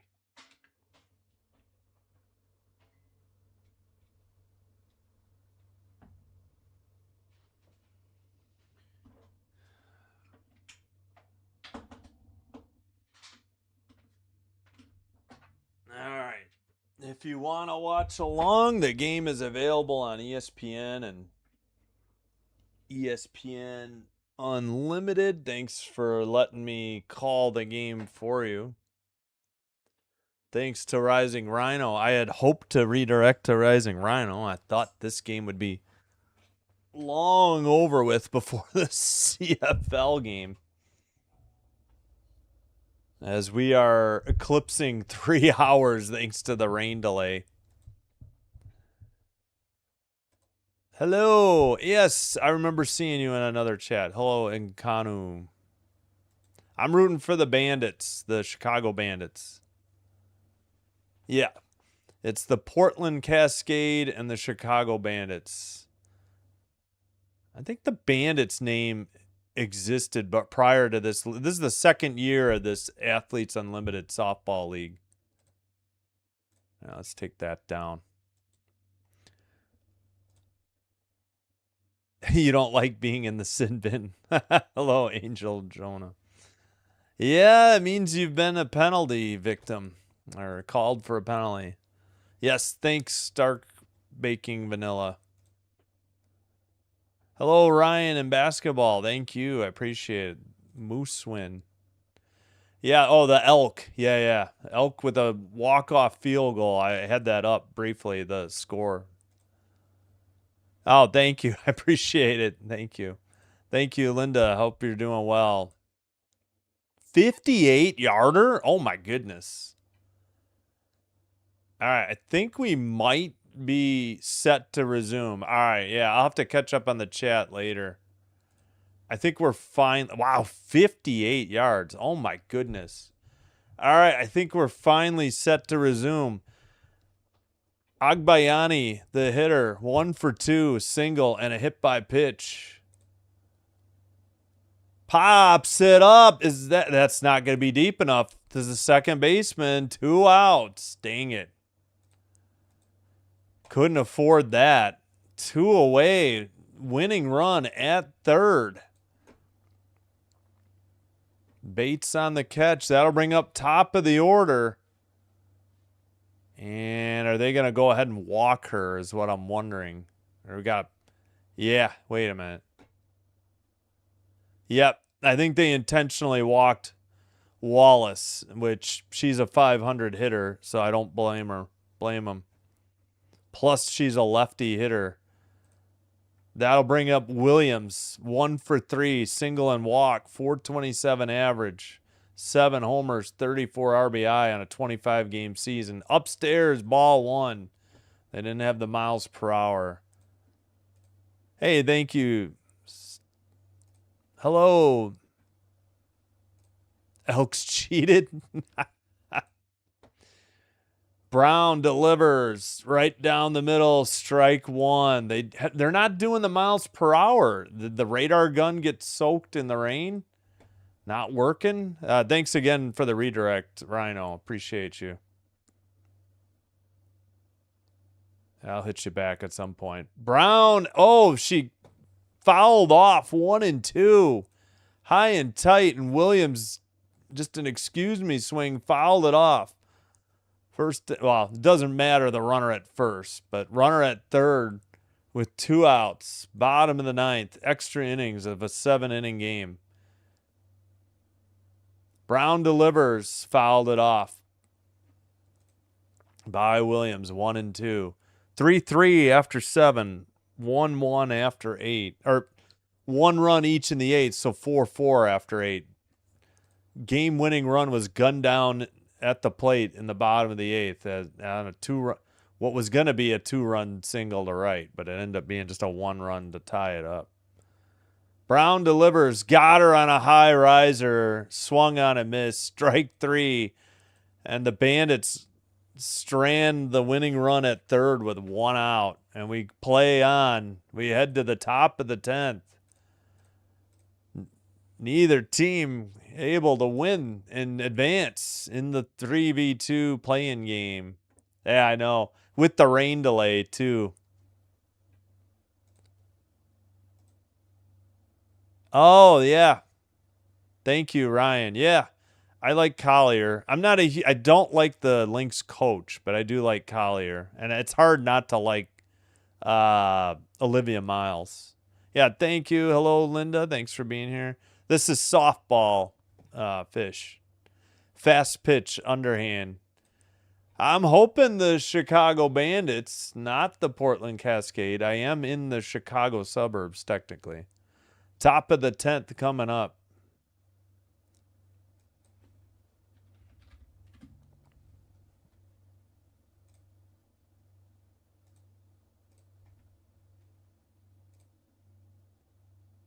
Yeah, this is softball.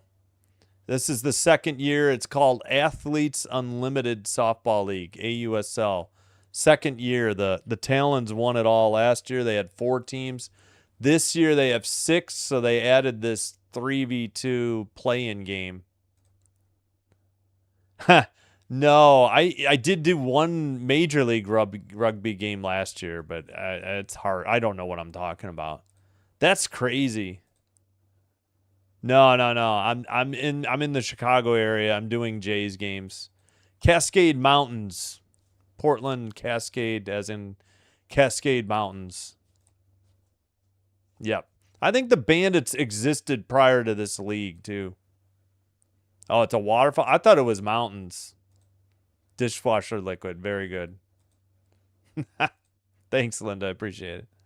Tide Pods. What up, Rhino? How's it going? I appreciate you. Like number 22, Emmett Smith. Thank you. Yes. All right. Back to the game. We'll catch up on the chat when I can. Ghost Runner placed on second. Fouled off down the first base line. Strike 1. Sacco Ferry placed on second. Megan Grant, the hitter. And the live stats say Stewart. Stewart's on deck. Grant, a 281 hitter on the season. Kilfoyle, just the second pitcher for the Bandits. Inside, evens the count, 1-1. And the radar gun isn't being used. I guess it got wet in the rain delay. Yes, yep. Here's the pitch. Swung on and missed. Nasty pitch. Took something off of it. Would have jammed her. She swung. 1-2. Yeah, I don't know. I'm not sure. That's a good question. I don't know how I feel about the ghost runner. Swung on and missed. Same thing. Some sort of off speed. And a strikeout for out number 1. Kilfoyle had Grant guessing. Swung badly at the last 2 pitches inside.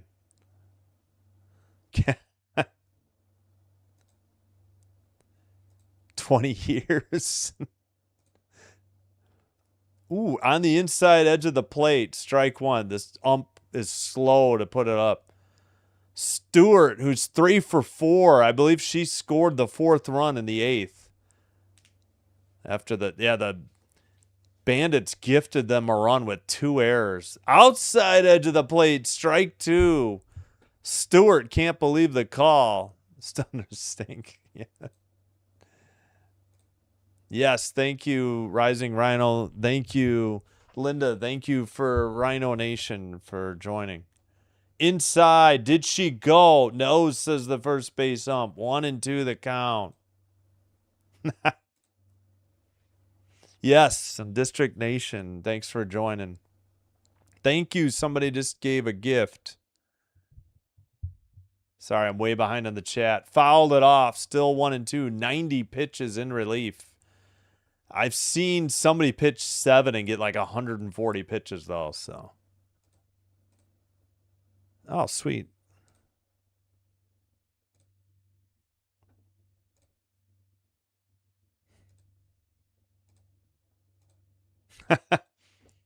Oh, come on. Where's that pitch? That looked like that was right there. 2-2. I guess outside. They don't have a strike zone. Hey, thanks, Ricky. Appreciate you being here. Yeah. Can we get at least one more like for 25, please? Swung on and missed. Got Stewart chasing one outside. 2 straight strikeouts in the top of the 10th. Stewart retired. Is that bringing up Cahalan? Cahalan? Or is that the new on-deck hitter? Because the stats are messed up. Kilfoyle. That first one is drilled foul. Into the bullpen in right field for strike 1. No, yeah, it is Cahalan. Okay, they're finally correct. The shortstop. 1 for 4, an RBI single. 5th hitter. Righty versus lefty. Thank you, Seth Methersmith, for the sparkles. Grounded to third. Over to first. Throw got away. So probably another error. Did the runner go to third is the more important question, though. And it appears not.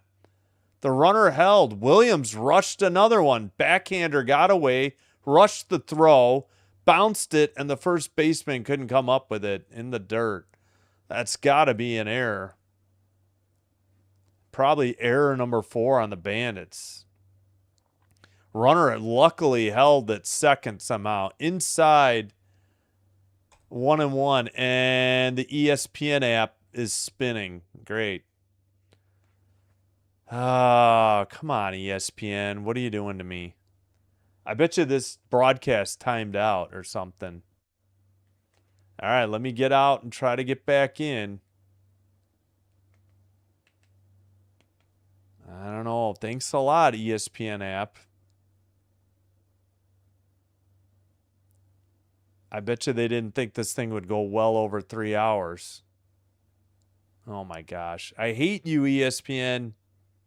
What are we doing? All right, there we go. 1-0 the count. 2 outs. Hopefully this didn't back up. Here's the pitch. It's called a strike on the outside edge. 1-1. 97 pitches. Falby the batter. Or is it Falby? 1 for 4, a single. Hitting 6. Righty versus lefty. Kilfoyle delivers. Fouled. Wait, is that fair? Steps on third. No, it's a foul. Williams had it, but it was a foul. 1-2 the count. Imposter Rhino. Yes, it still is. Who's a different Rhino? Only one Rhino. I'm good. Thank you, Ricky. Thanks for being here. Tapper to short. Toss to the second baseman finally for out number 3. No runs. They leave 2. It should have been an error. It was. We head to the bottom of the 10th. Bandits can walk it off if they can push across a run in the bottom of the 10th. And we will take a commercial break as well. Thanks again, Rising Rhino, for the redirect. Appreciate you all for being here. 470-464. Bottom of the 10th.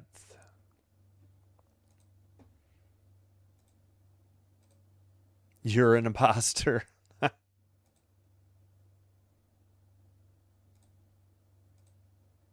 Mod status is no imposter, yes. Eddie Feiner and his court. No, I have not.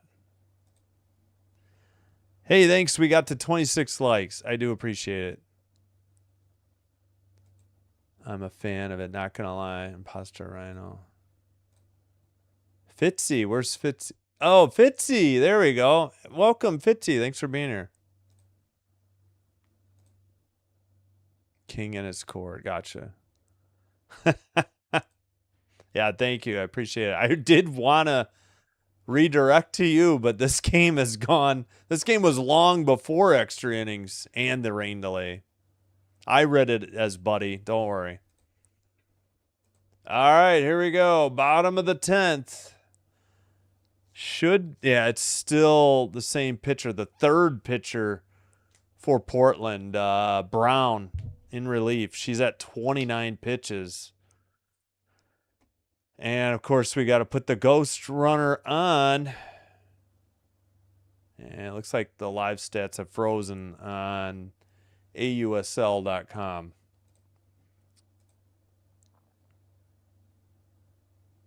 I should have brought up their roster pages, too. All right, Williams, the runner, at second. I don't think this is Clement's hitting. I think they're goofed up again. Shows bunt, takes a strike. 68, the radar gun is back, finally. The hitter is, come on, ESPN, say who the hitter is. Oh, my gosh. Righty versus lefty. Infield in at the corners. Outside, 69. 1-1 the count. Yeah, I don't think this is Clement's. This is... It would be nice if ESPN would say who is up with their numbers or whatever. Brown delivers. Oh, bunt attempt. Strike, 56. 1-2. Pitch was low.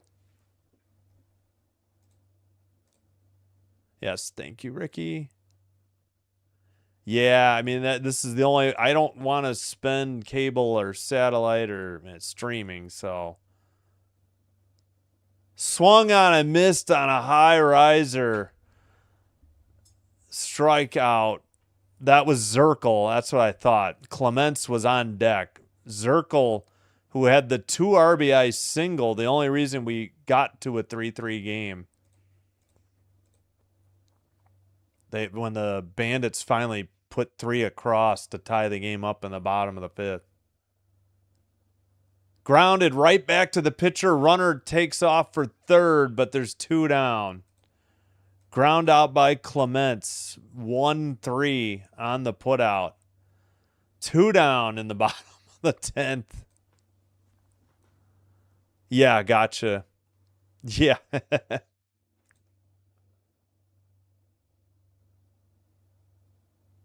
Oh, jeez. That's a lot. That's a lot of stats. Brown delivers. Popped it up by Erickson. Shortstop has it in shallow center. And on to the 11th we go. I might need a drink for the finish of this one. Left a runner at third. Top of the 11th coming up. Cascade coming to bat.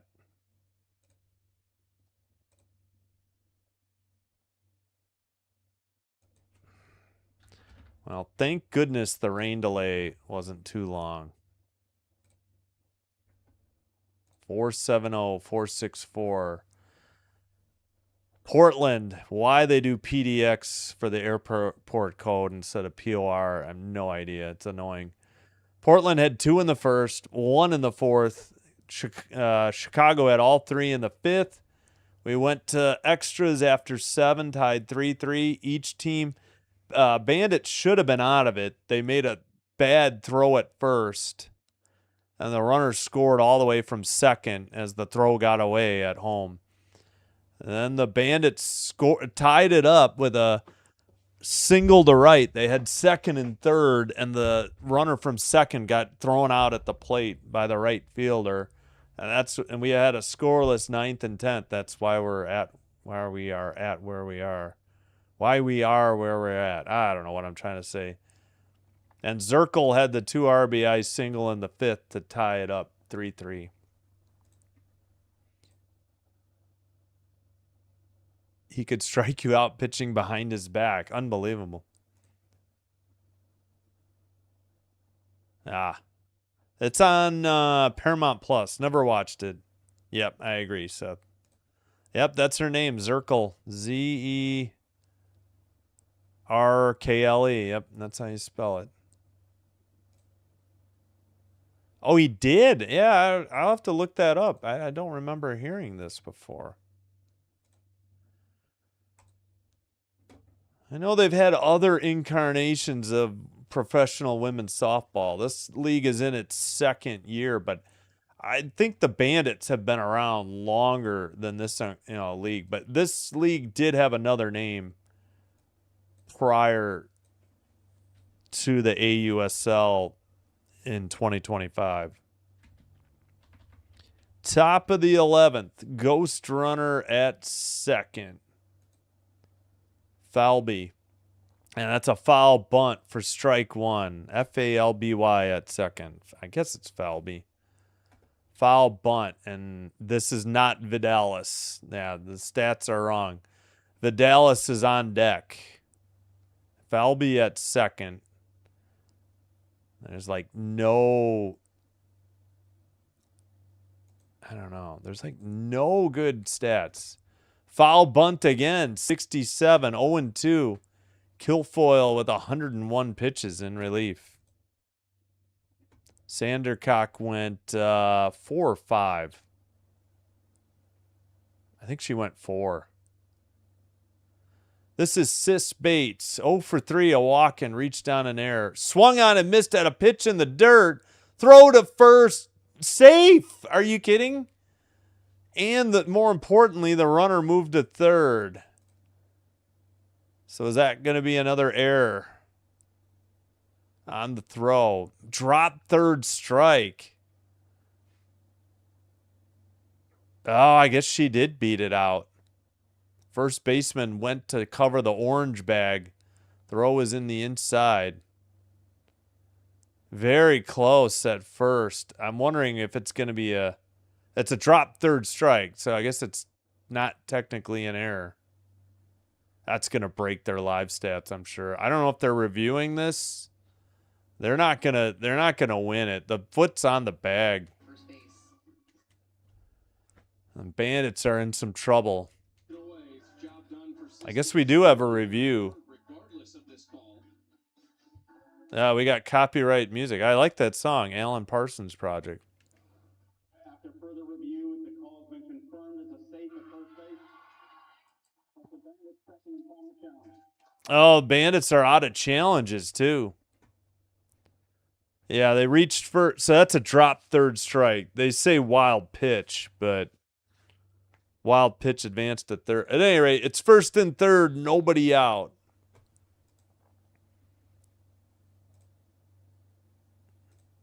Yep. Nice. You used to you were fodder. Gotcha. Like the Washington Generals for the swung on and missed. Kilfoyle got her on a inside pitch. 0-1 the count.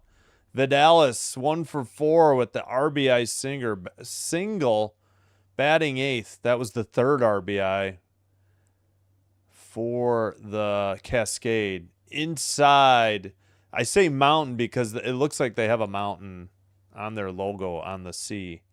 1-1 the count. Runners in scoring position. Portland 2 for 18. Chicago 3 of 14. Popped it up. 67 back out of play. 1-2 the count. Yes, that's who I was trying to think of. I think Jenny Finch used to be on the Bandits.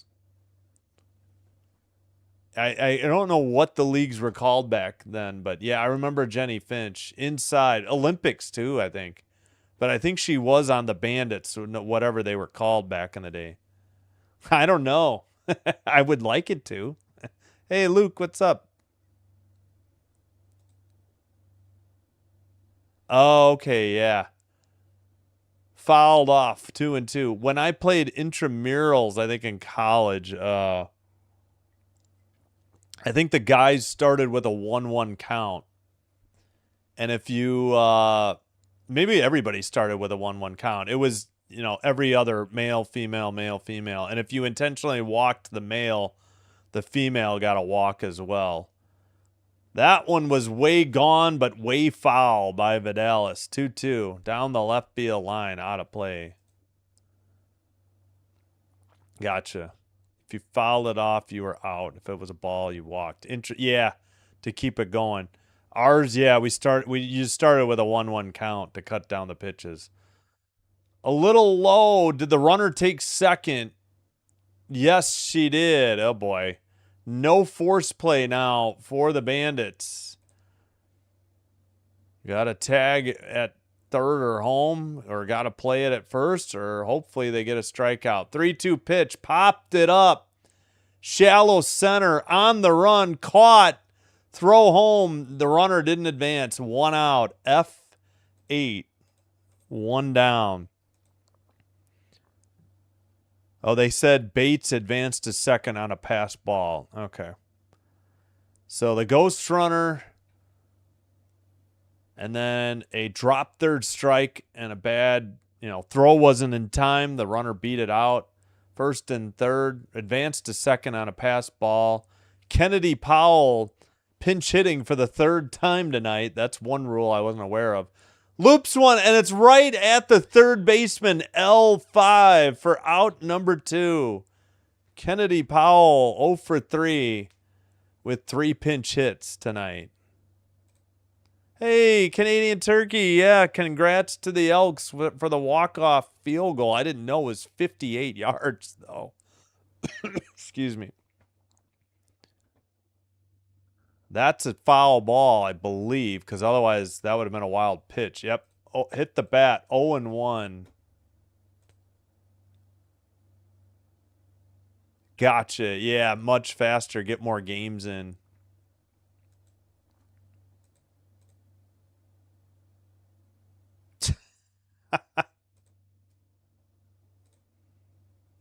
Grounded to short. Tough play. One hopper to first. Bobbled the ball.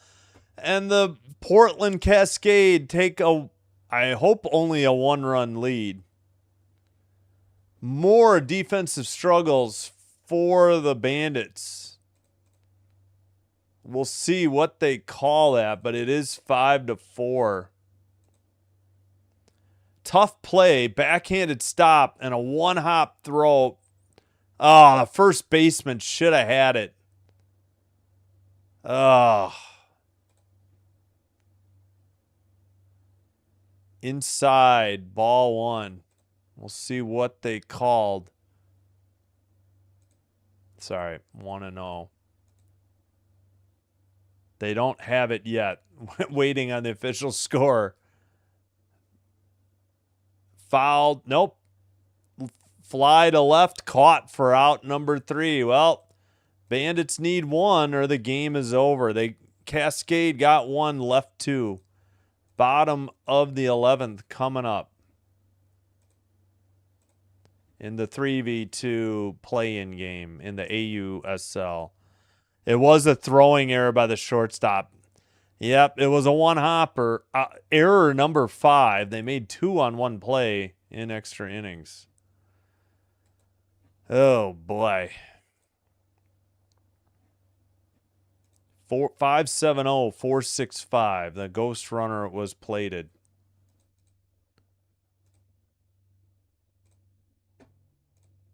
All right. Sacco Ferry flied out to left to end the inning.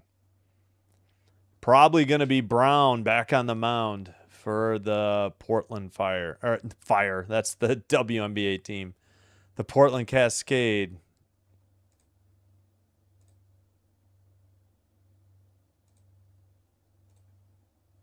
Yep, bad defense. What's up, Fitzy? Good. Best of luck to the Boston Red Sox. I'll be rooting on the Jays. I am going to get a free trial of Apple TV. I'll have it, but yes, sin bin is the penalty box in hockey and also in rugby. What's up? Yes, that the channel started as a Chicago Blackhawks and Chicago Wolves, an AHL team, play-by-play channel.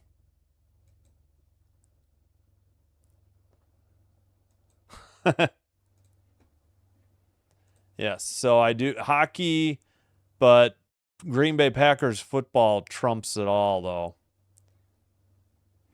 And I do WNBA and Toronto Blue Jays baseball. Man, just a one-hopper in the first baseman. I really think the first baseman's got to make that dig, but all right, ghost runner at second. It's Erickson. I doubt that Kern is up. Kern is probably on deck. And it'd be nice if ESPN said who the hitter is.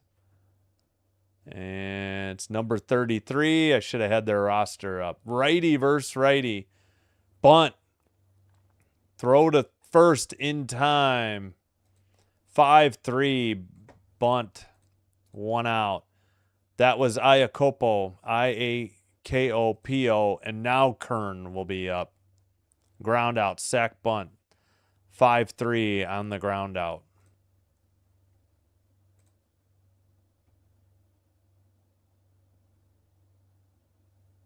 Oh, the Elks are 6-0. Wow. Congrats, Turkey. Down the middle, strike 1. Is this Kern? Would like confirmation. Lefty, righty versus lefty.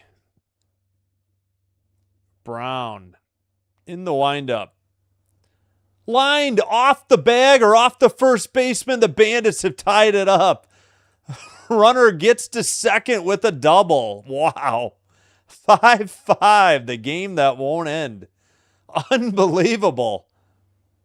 Double by Kern. I think it hit the base or the glove of the first baseman. Let's see the replay. No, it just got by her.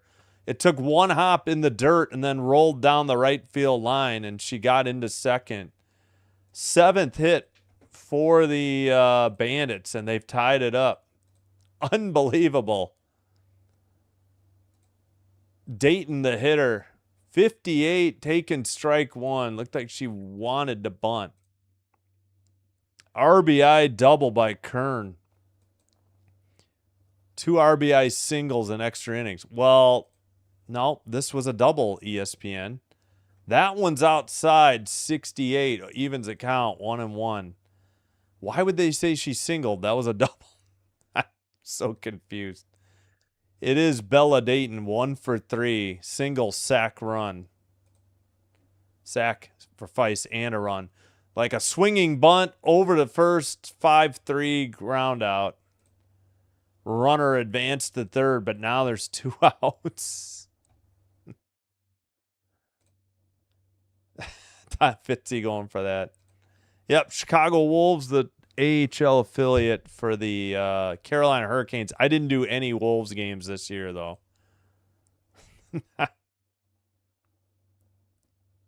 Yeah.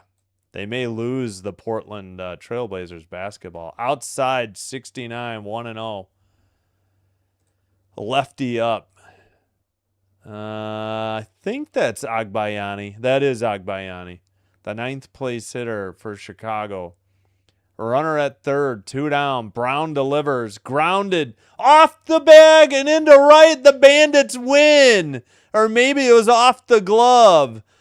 An RBI single wins it. A walk-off for the Bandits. 6-5 in the bottom of the 11th.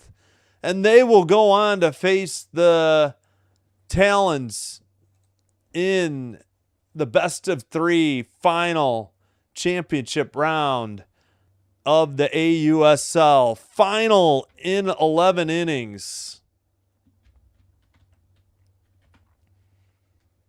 And the Cascade lose. Tough one. It's 5-7-0, 6-8-5.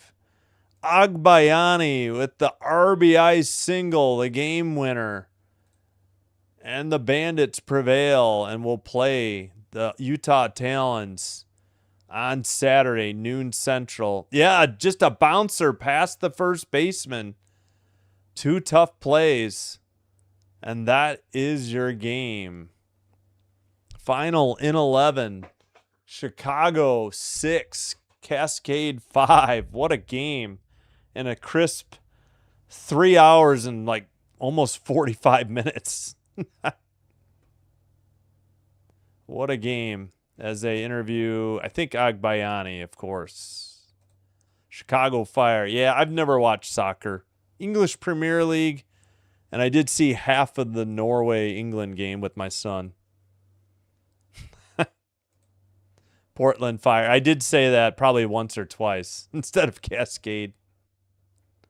Oh, sorry. We are way behind. All right, we will be back. Hope you'll join me. Blue Jays, Red Sox. If you're rooting for the Sox, go watch Fitzy. Or watch me, whichever you prefer. Fitzy's a good guy. Friend of the show.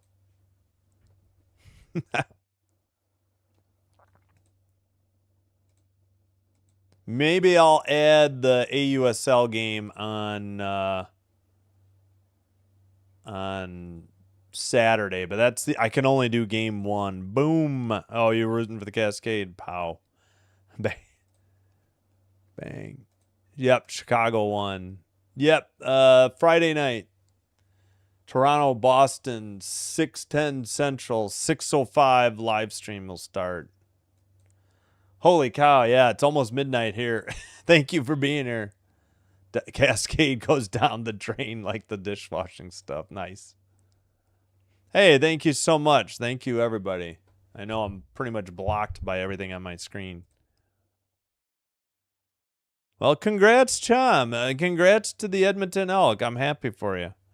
And they are my team because they're similar to colors to the Green Bay Packers. So.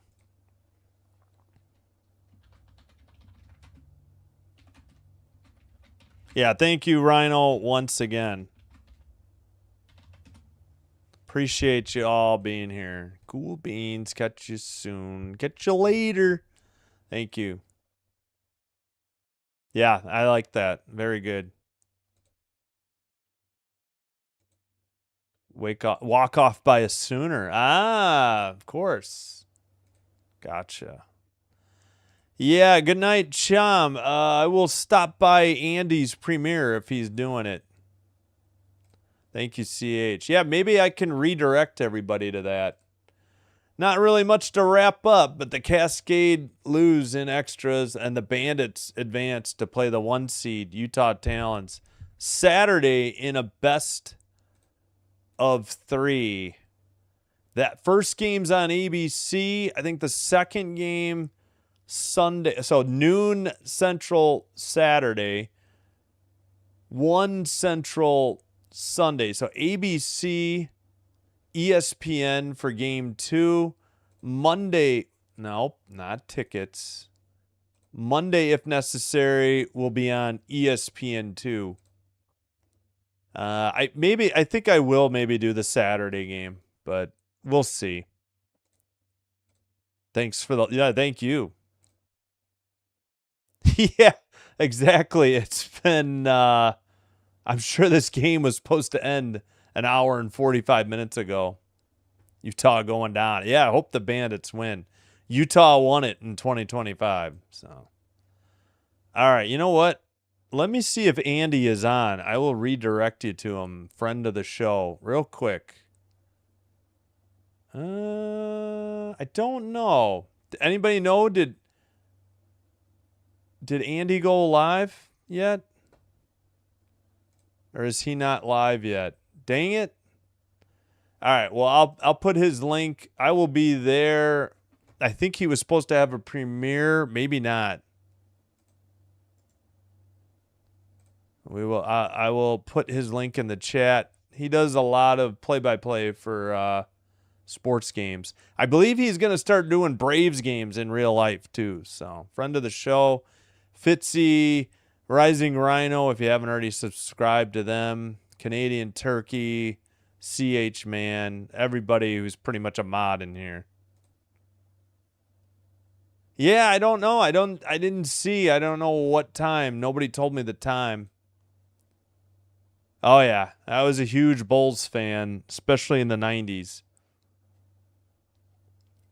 Well, 80s too, but I didn't get to see them because they were usually on cable until they started doing some of the games free over the air. All right, let's end the Twitch stream right there. But if Andy was going to be, dang it. All right, well, join me. You'll see Andy's premiere. He'll have a game shortly if you want to chat. It's always fun. Thank you, Seth. All right, I'm going to end my stream there then. Dang it. Well, I can hang out and wait and redirect you guys if you want. I can wait. We can just BS for a little bit. Let me get my lights off though. They're driving me crazy. Oh. Gotta get the hat for the Red Sox out for tomorrow's game. We'll wear this one. They just wore the white ones tonight. I can't believe the game that Bieber pitched today. Yes, as CH Man says. All right, well, I will just chit chat. CH Man, if you know, let me know. And I will, you know what? I'll get the redirect directions up because this would only be my 4th successful time. And I want to do it right. Excuse me. Yeah, they got the winning run with 2 outs. Wow. Unbelievable game. All right. And we'll get the redirect directions going. Let's see. We got to go to content, live tab, edit, customization, add a redirect. All right. Once Andy's ready, I'm all ready. So if you guys, I'll keep refreshing. But if you know if he's ready, let me know. So I'd like to send you there. We'll continue the conversation.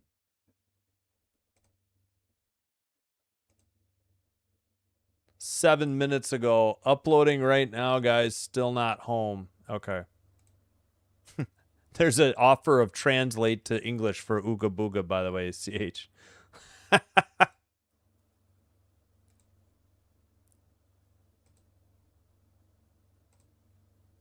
I see your message 2 minutes ago.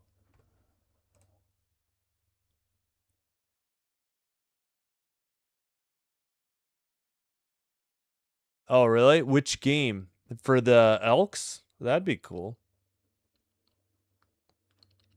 Oh, gosh, these glasses just bothering me.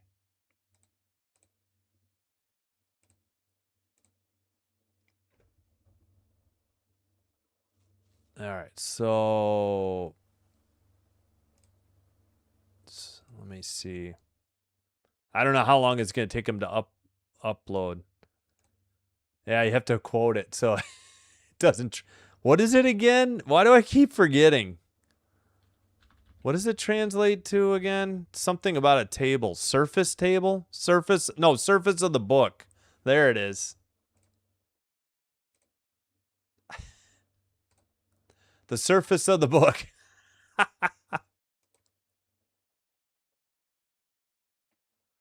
Yeah, so Ooga Booga translates to the surface of the book. I have no idea why.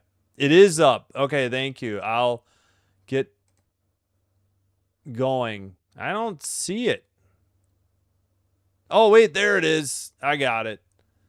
Okay, hold on. Let me I wonder if I have to wait till he's live. I don't let me see.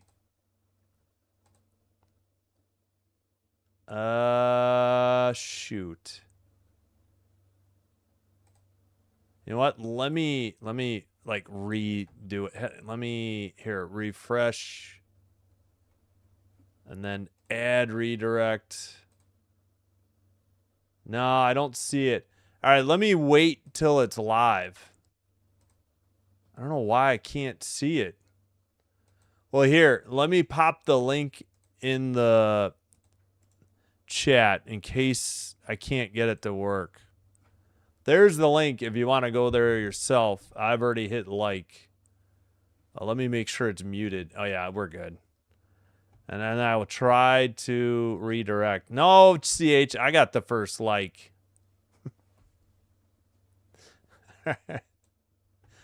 Let me try.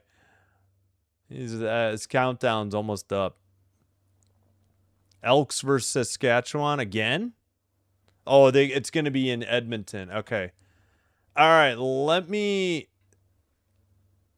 try again. I don't know why it wasn't doing it, but let me hit refresh. Let me hit add redirect. Dang it, I don't see him.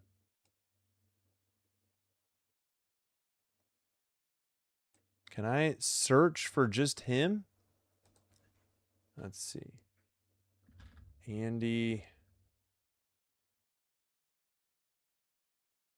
All right, let me plug in his name. I don't know why it's not working. Andy underscore Foster. Okay, hold on. Andy underscore Foster. There it is. All right.